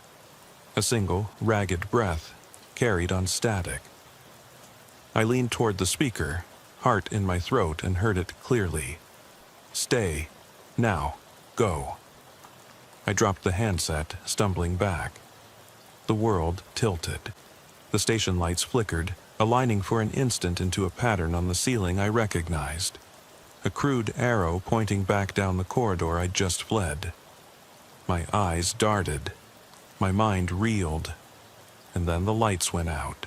The darkness pressed in so tight it felt like a physical weight against my shoulders. Every breath sounded thunderous in my ears as the emergency lights flickered twice more before dying altogether. My hand clenched the empty taser, the metal ring of the holster cold against my palm. I could still hear that rasping whisper, "Stay. Now. Go," echoing in the black corridors behind me. My spine locked up with dread. I had to keep moving, had to find a way out before whatever was stalking me decided to close the distance. I moved on instinct, backtracking toward the evidence vault. Door after door loomed in the hall, closed, silent. The carpet muffled my footsteps, but I could hear scuffs ahead where something heavy had dragged across the floor. My mind raced to piece together what I'd seen so far. The unmarked figure at mile marker 15, the tile messages carved in flour and grime, the hollow-faced silhouette at the station sign. Each encounter felt like a puzzle piece forced into place by some unseen hand, leading me deeper into a trap. At the vault entrance, the steel door was ajar, wider than I'd left it. I froze, heart lurching, and pressed my back flat against the nearby wall. My flashlight still clipped to my belt, I pried free and clicked it on. The beam stabbed through the gloom, illuminating the vault threshold. Beyond lay rows of lockers, but one locker stood open, door swung back at a wild angle. Inside, half-empty boxes of case files lay in disarray, folders spilling like fallen dominoes across the floor. I swallowed my fear and forced myself forward. Each step felt like wading through tar, the air thick with stale dust and something else. Something acrid, like burnt plastic. I scanned the ground for footprints. No sign of boots or shoes, just my own prints leading in. At the locker's base, I caught movement out of the corner of my eye. A flicker of something sliding under the next locker. I twisted, flashlight beam sweeping low. Nothing. I knelt to peer under. The beam caught a discarded photograph. Me, in my cruiser at mile marker 15, tinted sepia. On the back, scrawled in the same jagged hand, were the words, "You're next." A cold sweat broke out across my forehead. I crumpled the photo in my fist. No one but me could have taken that picture. It had to be left for me. The implication slammed into me. I wasn't investigating this. I was the one being investigated, hunted. The whisper returned, closer now, coming from deeper in the vault. "Stay. Now. Go." It kept time with my heartbeat, speeding up until the thud in my ears nearly drowned out my own thoughts. I needed my weapon. I needed backup. I needed daylight. But first, I had to escape this warren of corridors. I straightened, jamming the photo in my pocket, and surged back toward the door. The blast of my flashlight shook the vault walls as I wrestled the steel door closed behind me, double-locking the mechanism. The click should have felt like security, but it sounded hollow, mocking. In the hallway, I aimed the beam down one branch and then the other. 2 options, both equally dark. I chose the right, telling myself it led to the break room. Instead, it ended at a set of stairs descending into a service tunnel I'd never known existed. The walls were concrete, water dripping from pipes overhead in slow, deliberate drops, each a small explosion of sound in the silence. The tunnel was narrow, barely wide enough for my shoulders, lined with old wiring and rusted conduit. The air was cold, damp, scented of mold and rot. I clicked the flashlight off to listen. The tunnel swallowed my breathing and every heartbeat. Occasionally, a drip echoed, drip, drip, dripping in time with that whisper. I turned the beam back on and pressed forward, boots slick on the slimy floor.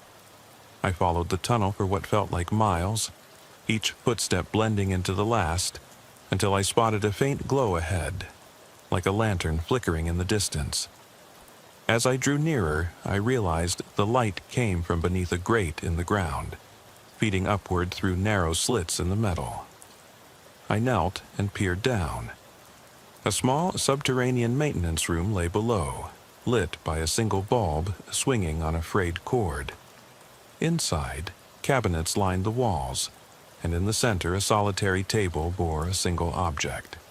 My sidearm, holstered again, locked and loaded. Except this time, the magazine was full, every round I'd carried untouched. Beside it lay my police badge, polished to a shine, the number 015 etched clear against the metal.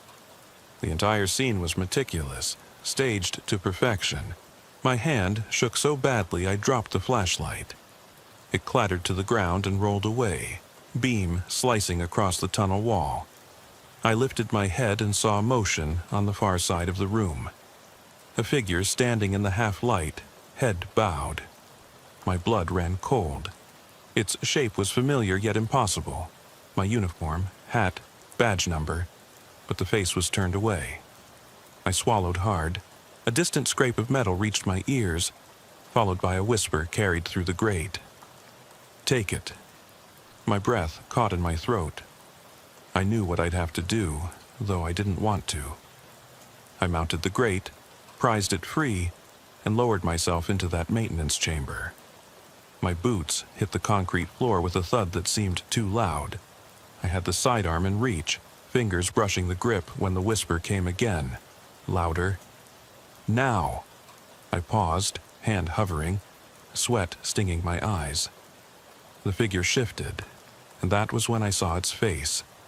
A mirror reflection of my own, gaunt and hollow, eyes empty pits that reflected the single bulb's glow. My heart seized. I stumbled backward, knocking into the table. The gun slid across the surface and thudded against the wall, skidding to a stop. The figure lifted an arm, pointing at the gun. The whisper turned into a hiss. "Pick it up. Prove you belong." Every instinct screamed not to comply, but I knew what was at stake. I had to follow the command. I slid forward, each inch a battle against the primal urge to flee. My fingers wrapped around the grip. The metal was heavy. My reflection trembled in the slide's polished finish. The figure nodded once, a curt motion that felt like a conviction. Then the bulb above flickered. The figure dissolved into shards of light and shadow as the bulb popped, plunging us both into darkness. I jerked the gun free and leapt through the grate, just as the tunnel behind me was swallowed by a sickly, glass-shattering echo, like the world tearing itself apart. I landed hard in the narrow service corridor, gun in hand, breath slashing through me. The grate slammed down behind me. The tunnel was gone. Only the tunnel's mouth and the floor remained, iron teeth sealed shut. I ran up the stairs, adrenaline burning every fiber of my limbs. Behind me, the station trembled with distant rumbles, as though responding to some ancient command. I burst through the back entrance into the parking lot, rain washing over me in stinging sheets. My cruiser stood where I'd left it, lights off, engine silent. I didn't hesitate. I fired off a quick burst. I don't even know why, as if the empty sky was a threat. The .45 barked hollowly. Thunder answered. I dove into the driver's seat, slamming the door. My sidearm rested on the passenger seat, every round still in place. I grabbed the radio mic. "Dispatch, Sergeant Hall here, back up now." The static roared back, then cut out completely. I exhaled, tapped my flashlight on the dash to settle its beam. The rain beat on the roof like a million tiny hammers. I checked the dashboard clock, 3:27. Hours had bled together. Daylight was still miles off. My eyes burned. My mind reeled with everything I'd just been forced to endure. The staged scene in the maintenance room. The twin of myself demanding obedience. The wavering vote of belonging. I turned the key and the engine roared to life. The radio crackled again, briefly this time, with a fragment of a voice. "Unit 5, where are you? We've had multiple 911 calls. Officer down." The line cut out before I could respond. My breath caught, and I looked in the rearview mirror. The back seat was empty, but in the reflection of the headrest I saw it. A dark shape crouched just out of view, its head cocked at the same angle as mine. Its voice slipped through the mic again, barely audible under the engine's rumble. "Stay, or go." I put the car in drive and slammed down on the accelerator. Gravel spat out behind me. The cruiser lurched forward, tires screeching in protest. I didn't look back. The station and its impossible maze receded under the red taillights until they vanished in the curtain of rain. But I can still feel those eyes on me, even now, as I speed away into the black, unanswered calls piling up on the radio. and the whisper remains, a constant refrain in my mind, daring me to choose. Stay in the darkness, or go further into it than any officer should ever dare. It was nearly dawn when I stumbled into the evidence room to retrieve backup radios and fresh batteries. The door was ajar. I swung it open and every hair on my body stood to attention. The room's long fluorescent tubes had died overnight. Only the pale glimmer of my headlamp revealed row upon row of steel shelves, each sagging under the weight of plastic bins and cardboard boxes. I shut the door quietly behind me, leaning against its cool surface for a moment, heartbeat hammering in my ears, before venturing inside. The first thing I noticed was the floor. Footprints in chalk white powder, zigzagging between storage racks as if someone had dashed through, scattered the evidence markers, then dashed back. I knelt to inspect one print, clearly a boot sole with an unknown tread pattern, deep enough to have pressed powder from a bag into the lacquered tile. The prints led around a corner, precisely to the bin labeled Case 1074, Homicide, Cold. I swallowed, recognizing the file number from my decade-old investigation into a silent killer who'd struck without warning in a suburban cullover, and whose case I'd never cracked. My hand shook as I pulled the lever latch and snapped the lid off. Inside lay nothing but manila folders and a digital recorder with its red light blinking, a record I'd never planted there. I thumbed the play button. Static crackled, then my own voice, weary and clipped, reporting in from a crime scene years ago. Unit 5 at 204 Ridgewood Drive. Victim is a 35-year-old female. No witness sightings. Evidence tech en route. That tape should have been archived, tucked away in a folder marked Audio, not sitting on top of cold case files. I patted my chest pocket and realized my own recorder was gone. A low thrum vibrated through the walls. The whisper returned, garbled by the tape. Stay, stay, stay. And then a new word. Forever. The hairs on my arms prickled. I tossed the recorder aside and rose, back against the empty bin.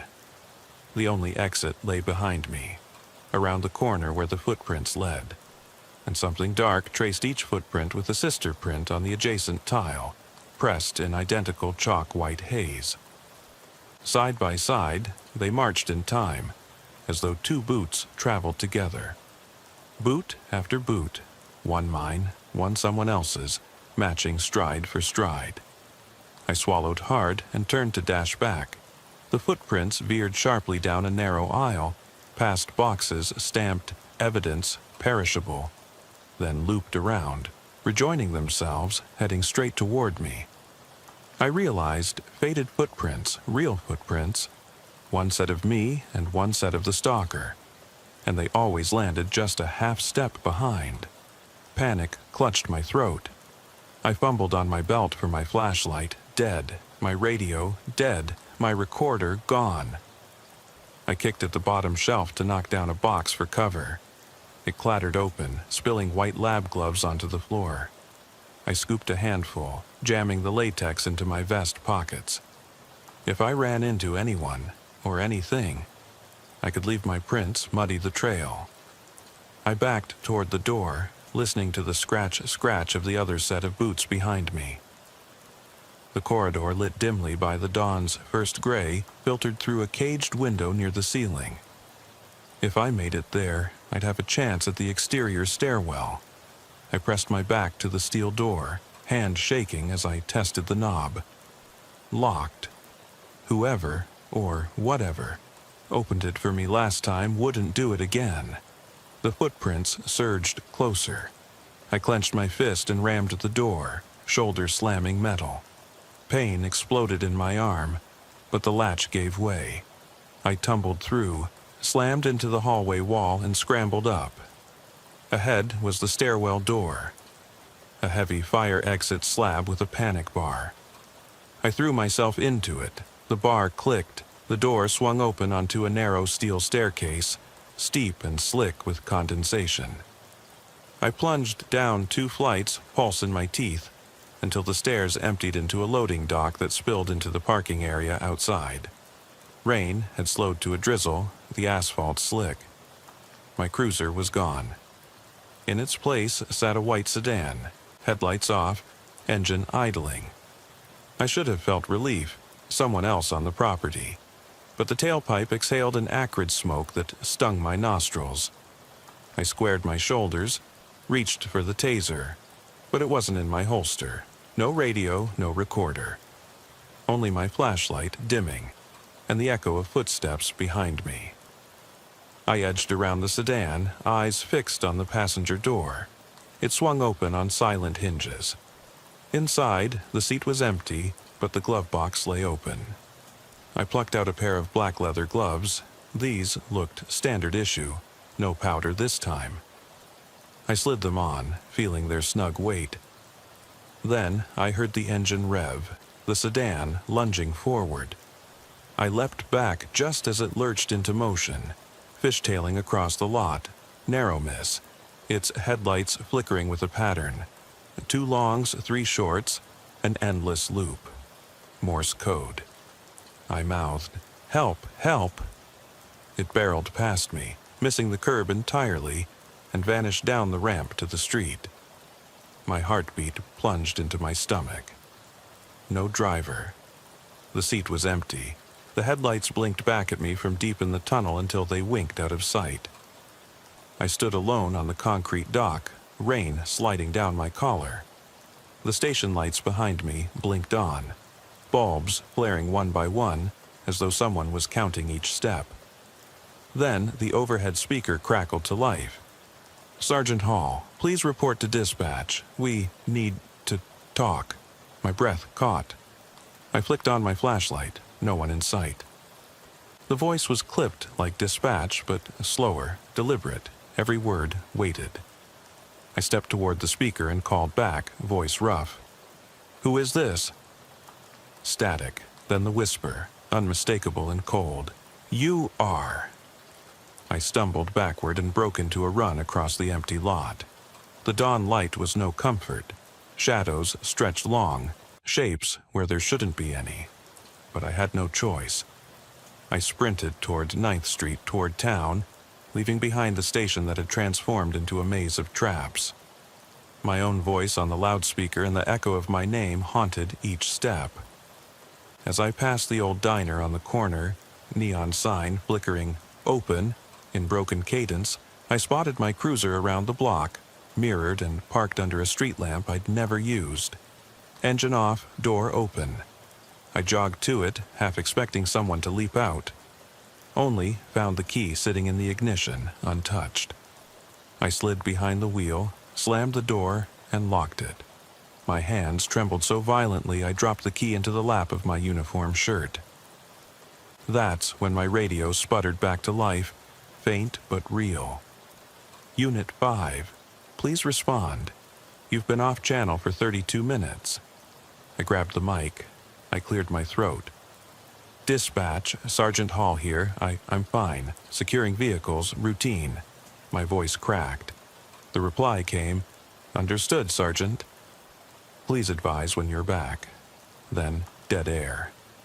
I exhaled hard, dialing my phone. No signal. My own number rang endlessly to voicemail. I unclipped my badge, turned it over in my hand, and stared at the engraving. 015, S. Hall, Grandview, PD. I pressed it to my chest, felt its cool weight settle my racing pulse.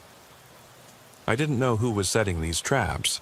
An enemy within, some twisted mind masquerading as me, or something darker that used my uniform like a mask. All I knew was I had to keep moving, keep ahead of the footprints, the whispers, the commands carved into every fragment of this nightmare. Stay. Now. Go. Because each word was a promise, a chain that tethered me to this place. And the last thing I wanted was to be forsaken, trapped forever in a station that had become a labyrinth of my own unraveling. I hit 9th Street and pressed the accelerator, tires hissing against the wet pavement. My hands trembled on the wheel, knuckles white. Dawn's gray light seeped through the overcast sky, chasing away the densest shadows, but leaving behind a haze that clung to street corners and flickering neon signs. I kept my eyes darting to every alley, every cracked doorway as I navigated through pre-dawn traffic, mostly delivery trucks and the occasional groggy commuter. My mind raced. Section 6 needed to be about the fallout, the unraveling of my trust in everything I'd known. The city felt alive now, but I was still living in that midnight nightmare. Revving the engine, I turned onto Lincoln Avenue, checking behind me for signs of pursuit. Nothing but empty road. I exhaled, but it felt like inhaling more strain. I passed the old firehouse where I'd started my career as a rookie cop, bright-eyed and eager in the summer of '92. Now, its doors were closed, brick walls streaked with graffiti, a relic of a bygone era. I'd walked those hallways in boots that felt new, hand on holster, dreaming of making a difference. Today, the differences I made seemed meaningless, overshadowed by this invisible stalker rewriting my reality. At the light on 12th, I saw the diner again. I killed the motor and coasted through the intersection. There was a payphone by the entrance, cord dangling, the handset flicking in the breeze. I pulled into the booth, cut the engine, and grabbed my notebook. The key clinked as I set it on the seat. I flipped to the top of Section 6 and let the rain tap out a rhythm on the windshield. I stepped out into the drizzle, boots splashing through puddles, notebook in hand and flashlight clipped to my belt. The diner's glass door was propped open. Steam billowed from the kitchen. A lone cook leaned over the grill, spatula in hand, eyes hooded. He glanced up as I approached, spatula clattering on the griddle. "Mornin'," he mumbled, voice thick with cigarette smoke. "Morning," I replied, voice low. I crossed to the payphone and lifted the receiver. Static greeted me, then a dial tone. I punched in the number for headquarters. 3 rings, then voicemail. I slammed the receiver down, heart pounding. I turned to leave, but caught movement in the booth's mirror glass. In the reflection behind me, a dark shape stood in the doorway, tall, broad-shouldered, motionless. I spun around. The doorway was empty. Steam swirled, obscuring everything. I swallowed. The shape was gone. I returned to the cruiser, the notebook clutched in one hand, recorder in the other, though now silent. I climbed in, settled the recorder on the passenger seat and pulled out my phone. No signal. I knocked it against the dash in frustration. Then I noticed a new voicemail notification. I hit play. "Sergeant Hall? This is..." Static swallowed the next words, but I caught Chief and "Meet me." The timestamp was 6:02 a.m. 3 minutes ago. I froze. If the chief was calling me, either they'd found me or they were part of it. I swallowed hard and punched the dashboard's intercom button. "Dispatch, this is Sergeant Hall. Are there any calls for meeting at HQ?" Silence. I tried again. No answer. A horn honked behind me. I glanced up. A delivery truck blocking the lane, driver leaning on the horn. I cursed, started the engine, and edged around. My phone buzzed. Another voicemail. I hit play. "Hall, we need to debrief. 0600 hours. Secure this." The voice was clipped. It wasn't the chief. It was my own voice, recorded. Trembling, I looked at the display. The message duration was 27 seconds. The same 30-second monologue I'd recorded to document Section 5. But this one ended with my voice saying, "I don't know who's left, but I'm following orders. I'm going back." I dropped the phone. It clattered onto the floor mat. I pressed the brakes and felt the car skid into the next intersection. Horns blared again.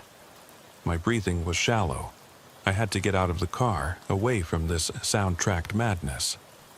I threw the car into park, yanked the door open, and bolted for the sidewalk. Rain plastered my coat to my back. I broke into a run toward the diner's front door, hoping to find someone, anyone, to help me. Inside, the cook had vanished. The booths were empty. The jukebox in the corner sputtered static. I dashed to the counter where plates of bacon and eggs sat under heat lamps, little clouds of steam rising. I grabbed a plate, still warm, and held it like a shield. The din of rain and traffic pounded in my ears as I backed out into the street. I spotted a man with a newspaper reading the headline, "PD under investigation. Officer's behavior questioned." The photo was grainy, my face under that flat-brimmed hat and cigarette smoke curling from my lips. I screamed, and he dropped the paper.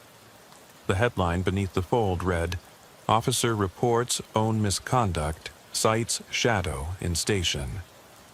My chest tightened. I picked up the paper and felt a bite of reality. Every word I'd said into that recorder was being used against me. My warnings, my confessions, they were the evidence now. Whoever was orchestrating this had the recorder, the tiles, the photos, even my own radio logs. They had turned my own testimonies into their weapon. I tore my eyes from the paper and darted toward my cruiser, but it wasn't there. In its place stood a sleek black sedan. No decals, tinted windows, license plate unrecognizable. The windshield wipers moved on their own, sweeping back and forth in a precise pattern. The wipers paused. Then another message appeared on the passenger side. "No return." I stumbled backward, shaking so hard the paper slipped from my fingers and floated to the ground like a dead leaf. I reached for my sidearm, only to find the grip gone. The holster lay limp on my hip, empty. A cold surge of realization. I was in it now, deeper than I'd ever imagined. Not just trapped inside this game, but stripped of every tool I had to defend myself. Behind me, the diner door opened and the cook stepped out. In his hands, he held my recorder. Open, its spool spinning slowly. I raised my voice to shout, but the cook's face remained hidden under the brim of his sweat-stained cap. He nodded once, and the tape inside rewound until the little red light blinked off. He dropped it into his pocket. Then, softly, he said, "Finish it." My mind exploded. Finish it?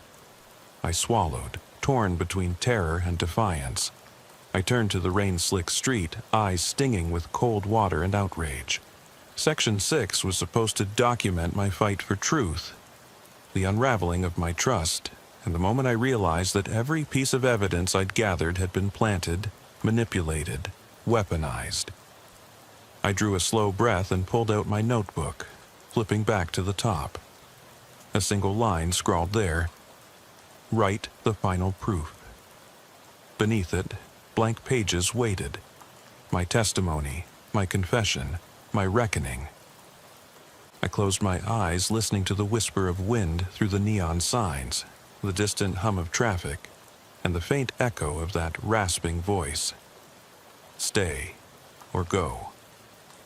I opened my eyes, pencil in hand, mind blade sharp with resolve. I wouldn't be a victim in their story. I would write the truth, and whoever was pulling these strings would have to face it. My hand hovered over the page, ready to begin the next line. And that's when the diner's neon sign flickered, spelling out a single word. Go. I floored the accelerator and tore back onto Lincoln Avenue, the black sedan's taillights flickering in my rear view until they vanished down an intersecting side street. My breath felt lodged in my throat, each inhale a jagged slice of urgency. Dawn was breaking in the east, a bruised purplish glow through the overcast sky but the city's shadows clung to the corners of every block. I had to keep moving before whatever or whoever was orchestrating this nightmare circled back for another assault. I pulled into the lot of the old municipal courthouse at 6:45, heart hammering so hard I worried it might crack ribs. Gray stone steps led up to massive wooden doors, placards announcing public records above them. I needed records. Anything that might explain why my own files had been tampered with. I killed the engine, grabbed my notebook and flashlight, and bolted toward the entrance. Inside, a hollow silence greeted me. Rows of tall filing cabinets stretching into dim corridors, the faint hum of the building's HVAC echoing off marble floors. I found the clerk's office down a side hallway. Its door was unlocked, fluorescent lights buzzing. The desk was tidy, no sign of forced entry, but the computer monitor lay face down, keyboard askew, mouse skittered beneath. My pulse ripped against my ribs as I rifled through paperwork. Personnel files, case numbers, attendance logs. I searched for my own name. My breath caught when I saw the front of my file, completely blank, as if I'd never existed in the system. I tapped my badge against the desk. No response, no verification. It was like I'd been erased. I heard my name whispered under my breath, my own voice, carried on a static-laced echo from somewhere deeper in the building. I froze, grabbed the desk edge. "Hello?" My voice trembled. No answer. I swept the flashlight into the hallway, shadows in the door frames, impossible angles. I backed out, heart pounding, and turned the corner, only to nearly collide with the clerk pushing a cart of boxes. She paused, pale-faced, her eyes darting past me. The boxes rattled. One clattered to the floor, spilling folders stamped with case numbers I recognized: 1074, 1091, 1123. All cold cases I'd personally worked. The clerk looked at me, lips trembling, then scurried away down the hall without a word. I dropped to my knees to gather the fallen folders. On top of the pile lay a single sheet of yellow legal paper, typed in courier font. No signature, no department header, just that direct instruction. I crumpled it into my fist. Room 314, I knew that was the old city council chamber turned evidence review room on the 3rd floor. I stood, pockets heavy with cold case files, and made my way toward the stairwell. The stairwell door was closed. I tried the handle. It swung open easily. The walls were dinged and scraped, fluorescent tubes half dead, casting a staccato of light and shadow. Each step I climbed felt like moving through a trance. On the landing outside room 314, the corridor lights flickered in response to my heartbeat. I paused, listened. Nothing but the distant drip of a leaky pipe. I knocked once, softly. The door swung inward on silent hinges. Inside, the chamber's long oak table remained, dust motes dancing in the single shaft of morning light through a curtained window. Filing cabinets lined the walls, and in the center of the table lay 3 objects: my service weapon, holstered and gleaming as if just polished, my badge, face up, and the legal sheet scrawled with "Go" in thick black marker. My chest seized. The legal paper had multiplied. There were now 3 identical copies, each placed deliberately beside my gear. I stepped in, heart in my throat, and snapped the door closed behind me. The single overhead lamp snapped on, bathing the room in harsh yellow light. I advanced to the table, each step loud against the hardwood floor. Reaching the edge, I placed my hand on my holster first, cold steel beneath my fingertips, then picked up the badge. It felt reassuringly heavy, the weight of identity and authority. I glanced at the papers. Go. But go where? I closed my eyes and centered myself.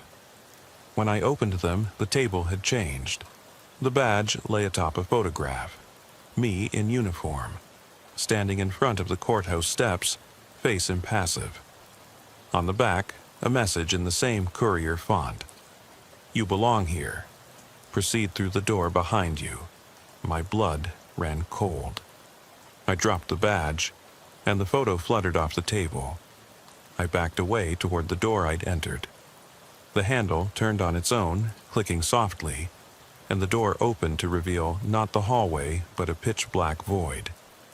No light, no floor, just infinite darkness framed by the chamber's doorway.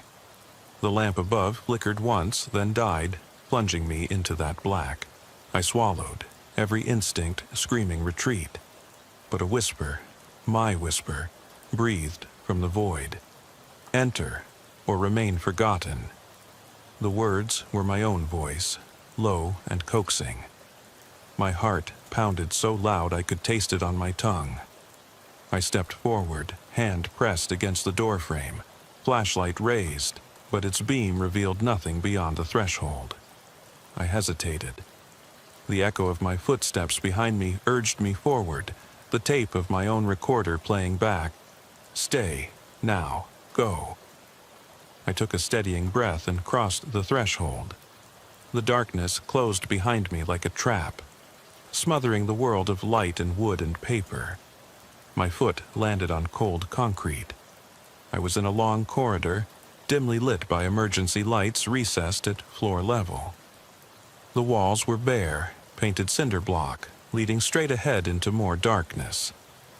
At my side, I heard the faint thump of something falling, one of the go sheets drifting down behind me. I exhaled, forcing calm into my racing pulse, and moved forward, each step measured. The corridor stretched into the distance, lit only by those faint exit lights. 2 forward, then 2 to the right, then a long straight stretch.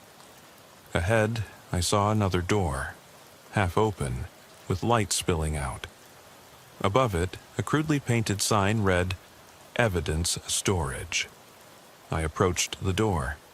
Behind it lay rows of shelves stacked with numbered bins, just like the station vault, but these bins were unlabeled. My flashlight beam swept across them until it caught one with my badge number etched in marker, number 015. The bin sat alone on its shelf. I reached out, hand shaking, and tugged the drawer open. Inside lay a single file, my personnel file. I pulled it out and flipped it open to the first page. Instead of my photo, there was a mirror, polished metal, reflecting my exhausted, haggard face back at me. I stared, heart pounding. The whisper came again, from everywhere and nowhere. "Know yourself, then complete the story." My eyes scanned the file, blank pages interspersed with my own handwriting, lines I'd never written. Confessions of fear, doubt, and guilt. It was my testimony, written by someone else in my own hand. My breath caught, and the corridor behind me darkened further as the exit lights dimmed. I closed the file, pocketed the mirror tile, and stepped away from the bin. The whisper trailed me. "Finish what you began, or be forgotten." I emerged from the evidence room into the corridor again, resolute. Section 7 had demanded that I confront my own identity and step blindly into the void. Now, with the mirror in hand, and my own story partly overwritten, I strode forward toward the door at the end. The final section waited beyond it, Section 8, where the unresolved moment would seal this nightmare. Through the half-lit hallway, I reached the door marked "Staff Only." I pressed my hand to the cool metal and pushed. The door swung open on squealing hinges to reveal a small utility closet. Bare walls, a single light bulb overhead, and nothing else. I stepped inside. The door clicked shut behind me. The light flickered once, then glowed steady. On the back wall, scrawled in black marker, was one final instruction. My reflection stood beneath those words, badge clipped to my belt, notebook clutched in one hand, glass shard in the other. The silence pressed in, heavier than any darkness. I exhaled, steeling myself for the final act, because here, in this bare closet, my decision would echo beyond the station walls. I pressed the tip of my pen against the page, the stiff fibers of the notebook catching beneath my fingers. My heart pounded so loudly I was sure the walls would shake, but the utility closet remained still. No hum of machinery, no whisper of drafts, just the faint stench of dry erase marker and bleach. The light overhead glowed harshly, casting every shadow in sharp relief. I swallowed back the lump in my throat and wrote the first words. I am Sergeant Samuel Hall. I have been tested beyond any measure I believed possible. Tonight I choose. My hand trembled. I paused, staring at those words as if they might scald the paper. The closet's single door loomed behind me, unlocked, but every instinct screamed that beyond it lay more torment. I closed my eyes and inhaled, remembering every flicker of static, every scrawl of tile, every echo of my own voice turned against me. Then, steadier, I finished the line, to go. I dropped the pen and it thudded against the tile floor. My pulse settled into a muted throb as I stood, shoulders slumping in relief, though my body still trembled from adrenaline and exhaustion. I reached out, turned the knob on the closet door, and pushed. It swung open without resistance, revealing the corridor beyond. The same dull, cinder-block hallway lit by recessed amber exit lights. Nothing else had changed but the weight on my chest. The decision made, I stepped into the hall and closed the door behind me. The latch clicked softly, sealing off the final instruction on its wall. My breath felt shallower now, as though the act of choosing had drained something vital from me. I hugged my notebook to my chest, a shield of paper and ink I'd crafted with my own hand. Ahead, the corridor stretched for what looked like 20 yards before ending at a large metal door marked Exit. I walked toward it slowly, every footstep echoing on the concrete floor. With each step, I felt lighter, as though the stationary nightmare had begun to unravel, releasing me from its spiral. I reached the door and pressed my hand to the cool metal bar. I hesitated only a moment, thumb hovering over the release mechanism. Somewhere behind me, I thought I heard a rasping inhale, soft, deliberate, expectant. But when I turned, the hallway was empty, still bathed in that same amber glow. I exhaled and pushed down on the bar. The door swung open on well-oiled hinges, slipping into a narrow concrete stairway that descended toward an unlit service tunnel. At the bottom, I could just make out the faint outline of double doors. I stepped through and found myself in what looked like a small courtyard behind the station. A slab of asphalt surrounded by chain-link fence, topped with razor wire. Beyond the fence, the city's first weekday traffic clogged Main Street, engines idling at red lights. Streetlights still flickered as morning traffic reporters drove past. In the distance, a bus lumbered down the avenue, its headlights cutting through the gloom. I leaned against the exit door, closing it quietly behind me. Relief washed over me, strange and cool. I let out a long breath, surveying the courtyard. The night's rain had left low pools in the cracked asphalt, and each reflected the muted glow of the station's backlights. There were no footprints, no tiles, no threatening scribbles to greet me, only the ordinary world waking to another shift.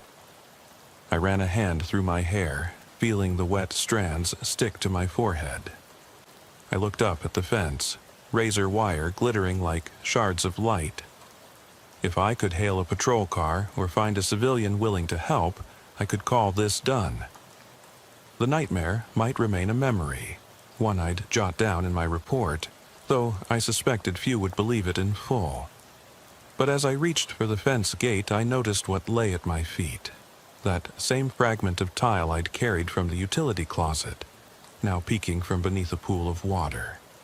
Its surface was glossy, as if wet from fresh rainfall, and on it the single word I'd written seconds ago, "Go." I stared at it, perceiving a subtle distortion. The letters rippled on the tile's slick surface, warped as though seen through running water. My breath hitched. I bent to pick it up, slipping on the wet asphalt. My flashlight, still clipped to my belt, fell and spun across the ground, its beam dancing across the courtyard wall. I reached for the tile, palm slick with rain. The word seemed to shift. Now. My chest tightened.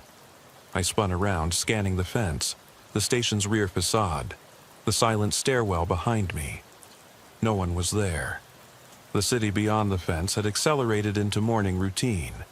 The distant rumble of diesel engines, horns of impatient drivers.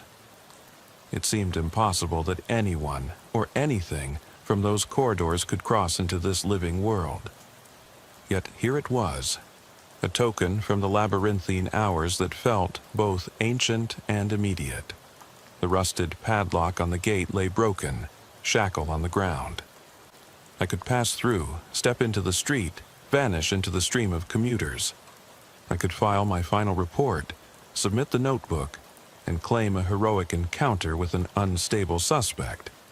Or I could step back inside, chase the whispering corridors deeper until the last "go" became a command I could not refuse.